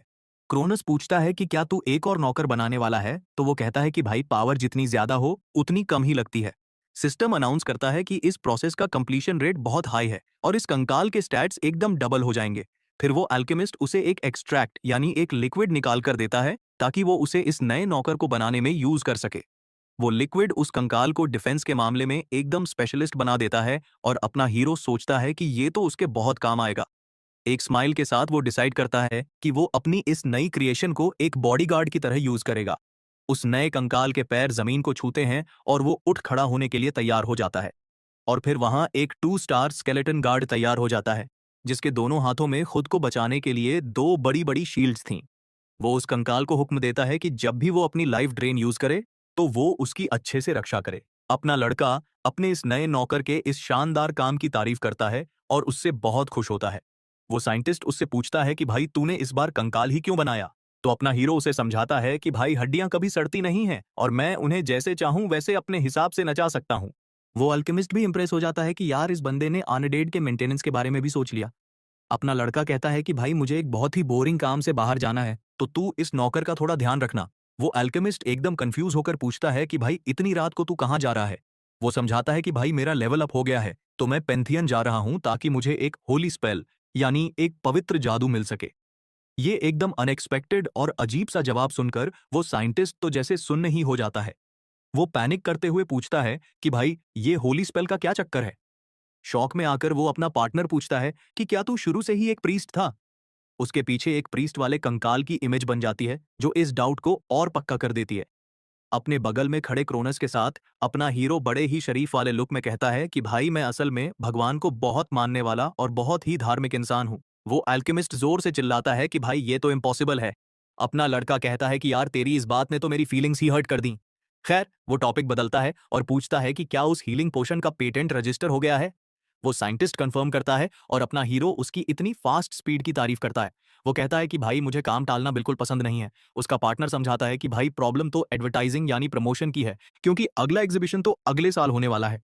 ये सुनकर अपना हंटर ऑफर देता है कि अगर उसे कोई मौका मिला तो वो खुद उन पोशंस का प्रमोशन कर देगा। अल्केमिस्ट तुरंत मान जाता है और उसके हाथ में उस नए पोशन की एक शीशी थमा देता है ताकि वो उसे अपने साथ ले जा सके। एक बहुत ही शातिर स्माइल के साथ अपना लड़का कहता है कि भाई अगर सब कुछ हमारे प्लान के हिसाब से हुआ तो हम अंधा पैसा छापने वाले हैं। वो खुद को नोटों की गड्डी में तैरता हुआ इमेजिन करता है और कहता है कि भाई पैसा ही तो इस दुनिया को चलाता है। और लास्ट में उसका वो पार्टनर उसे जाते हुए बस देखता रह जाता है और सोचता है कि क्या सच में ये बंदा कोई प्रीस्ट है। सीन बदलता है और हम पेंथियन में आते हैं। ये एक बहुत बड़ा सा टावर था जो उस बहुत बड़ी तबाही के बाद दुनिया में आया था। इसके अंदर लोग इकट्ठे होते थे ताकि वो उन कॉन्स्टेलेशन से स्पेल और वरदान मांग सकें। वो उस जगह से गुजरता है और सोचता है कि ये भगवान ही हैं जो अपने भक्तों से चढ़ावे की डिमांड करते हैं। लेकिन उसे वहां कोई भी डिवाइन प्रेजेंस यानी भगवान वाली फीलिंग नहीं आ रही थी। और उसे ये बात बहुत अजीब लगती है कि वहां जमीन पर इतने कीमती आइटम्स पड़े हुए थे। उस जगह पर इतनी लंबी चढ़ाई करने के बाद अपना जवान लड़का एकदम हांफने लगता है। वो बहुत इरिटेट होकर शिकायत करता है कि भाई यहाँ आसपास कोई लिफ्ट या एस्केलेटर क्यों नहीं है। वो हंटर मन ही मन सोचता है कि क्या मुझे अपनी भक्ति साबित करने के लिए पूरे 108 सीढ़ियां चढ़नी पड़ेंगी। क्रोनस के साथ चलते हुए वो रोने लगता है कि भाई ये तो सच में बहुत मुश्किल काम है और मैं पूरी तरह से थक चुका हूं। वो भगवान पूछता है कि भाई अभी और कितना बचा है। तो वो कहता है कि भाई जितना हम चढ़ चुके हैं बस उतना ही और बाकी है। फिर अपने लड़के को रियलाइज होता है कि अरे यार हम तो अभी बस आधे ही रास्ते पर पहुंचे हैं। वो एकदम भड़क जाता है और सोचता है कि भाई मेरी इस इतनी मेहनत का कोई बहुत तगड़ा रिवॉर्ड मिलना चाहिए, वरना मजा नहीं आएगा। और कोई ऑप्शन ना होने की वजह से वो बेचारा लड़का पैंथियन की उन लंबी लंबी पत्थर की सीढ़ियों पर चढ़ता रहता है। फाइनली वो एक बहुत बड़े हॉल में पहुंचता है जिसकी छत पर एकदम चमकते हुए सितारे दिख रहे थे। एक बहुत ही सीरियस लुक के साथ अपना हीरो उस पवित्र जगह को बड़े ही ध्यान से ऑब्जर्व करने लगता है। कई सारे कॉन्स्टलेशंस अपना रिएक्शन देने लगते हैं और छोटू सा क्रोनस इस पूरी सिचुएशन पर मजे लेकर हंसने लगता है। फिर वो भगवान अपने असली और विशाल रूप में आ जाता है और फुल स्वैग में कहता है कि भाई अब मेरी बारी है अपना जलवा दिखाने की। वो उस तारों से भरे आसमान की तरफ देखता है और अपनी पावर दिखाने के लिए तैयार हो जाता है। अपने एक ही टच के साथ वो भगवानों के उस पेंथियन में giant of the defined heavens को रजिस्टर कर देता है और इसके साथ ही अपने लड़के को अनहोली ब्लेसिंग और वेज ऑफ रिट्रीब्यूशन नाम के दो बहुत ही खतरनाक स्पेल मिल जाते हैं। ये स्किल्स उसके स्टैट्स और डैमेज को बहुत ज्यादा बढ़ा देती हैं और अपना लड़का कहता है कि भाई ये पावर तो सच में बहुत कड़क है। वो प्राचीन टाइटन बहुत ही घमंड से हंसता है और अपनी उस इनक्रेडिबल और महान डिवाइन पावर की बड़ी बड़ी डींगे हाँकने लगता है। लेकिन तभी सिस्टम की एक स्क्रीन आती है जो अनाउंस करती है कि भाई इस भगवान की डिविनिटी यानी पवित्रता अभी भी बहुत कमजोर है और इसे और अचीवमेंट्स चाहिए। उसके तारों की चमक भी बहुत हल्की सी थी और अपना हीरो सिस्टम को एकदम ट्रैश यानी कचरा बोल देता है, जिसे सुनकर वो भगवान बेचारा उदास हो जाता है। लेकिन फिर भी अपना लड़का एक स्माइल देता है क्योंकि आखिर में जो बात सबसे ज्यादा मैटर करती थी वो ये कि वो अब पहले से कहीं ज्यादा ताकतवर हो चुका था। इसके कुछ ही देर बाद अपना जवान लड़का शहर की सड़कों पर एक बहुत ही सीरियस और सोच में डूबे हुए लुक के साथ चल रहा था। वो बड़े ही आराम से वहां की नाइट लाइफ को ऑब्जर्व करते हुए अपने रास्ते पर जा रहा था। अचानक से पीछे से एक आवाज उसे पुकारती है और पूछती है कि भाई तू पैंथियन से बाहर क्यों आ रहा है। शादिर सादिक नाम का एक सुनहरे बालों वाला और अच्छी खासी बॉडी बनाने वाला लड़का सामने आता है और उसे ग्रीट करता है। अपना हीरो उसे एकदम कंफ्यूज होकर घूरता है और पूछता है कि भाई तू है कौन। वो चौड़े शरीर वाला लड़का कहता है कि भाई अनाथालय में मैंने ही तेरा ध्यान रखा था, क्या अब तुझे कुछ याद आया। अपना लड़का उसे तुरंत पहचान लेता है कि ये तो वही कचरा इंसान है जो बचपन में दूसरे बच्चों को डरा धमकाकर उनसे पैसे ऐंठता था। एक पुरानी याद सामने आती है जहां वो बुली यानी दादागिरी करने वाला लड़का एक पुराने से कमरे में अपने हीरो का कॉलर पकड़े हुए था। वो उस पर इल्जाम लगाता है कि तूने ही डायरेक्टर से मेरी चुगली की है ना, और वो गुस्से में उसे बहुत गंदी धमकियां देने लगता है। लेकिन अपना लड़का भी कहां दबने वाला था, वो पलटकर उस हमला करने वाले के मुंह पर एक बहुत ही जोरदार मुक्का जड़ देता है। वापस प्रेजेंट में आकर अपना हंटर बिना किसी झिझक के फुल रोस्टिंग मूड में पूछता है कि क्या भाई तेरी वो नाक अब ठीक हो गई है। और उसका ये ताना सुनकर वो सामने वाला बंदा गुस्से से पागल हो जाता है। वो बुली फिर खुद को थोड़ा शांत करता है और कहता है कि यार एक पल के लिए तो मैं अपना आपा ही खो बैठा था। एक स्माइल के साथ वो अपनी शर्ट पर लगा हुआ एक बहुत ही चमकता हुआ पिन दिखाता है। वो आइटम उस इलाके की सबसे फेमस और ताकतवर अरागेरी गिल्ड का सिंबल था। वो अपने हीरो को एक लो लेवल का हंटर बुलाता है और वार्निंग देता है कि भाई अब चीजें वैसी नहीं रहीं जैसी पहले हुआ करती थीं। लेकिन अपना जवान लड़का उसे सीधा आंखों में आंखें डालकर घूरता है और कहता है कि भाई मेरे लिए तो सच में कुछ भी नहीं बदला है। वो बॉडी बिल्डर लड़का ये सुनकर फिर से आग बबूला हो जाता है और गुस्से में अपने दांत पीसने लगता है। वो जोर से चिल्लाकर कहता है कि इतना घमंड मत कर, और वो अपने हीरो पर हमला करने के लिए एकदम तैयार हो जाता है।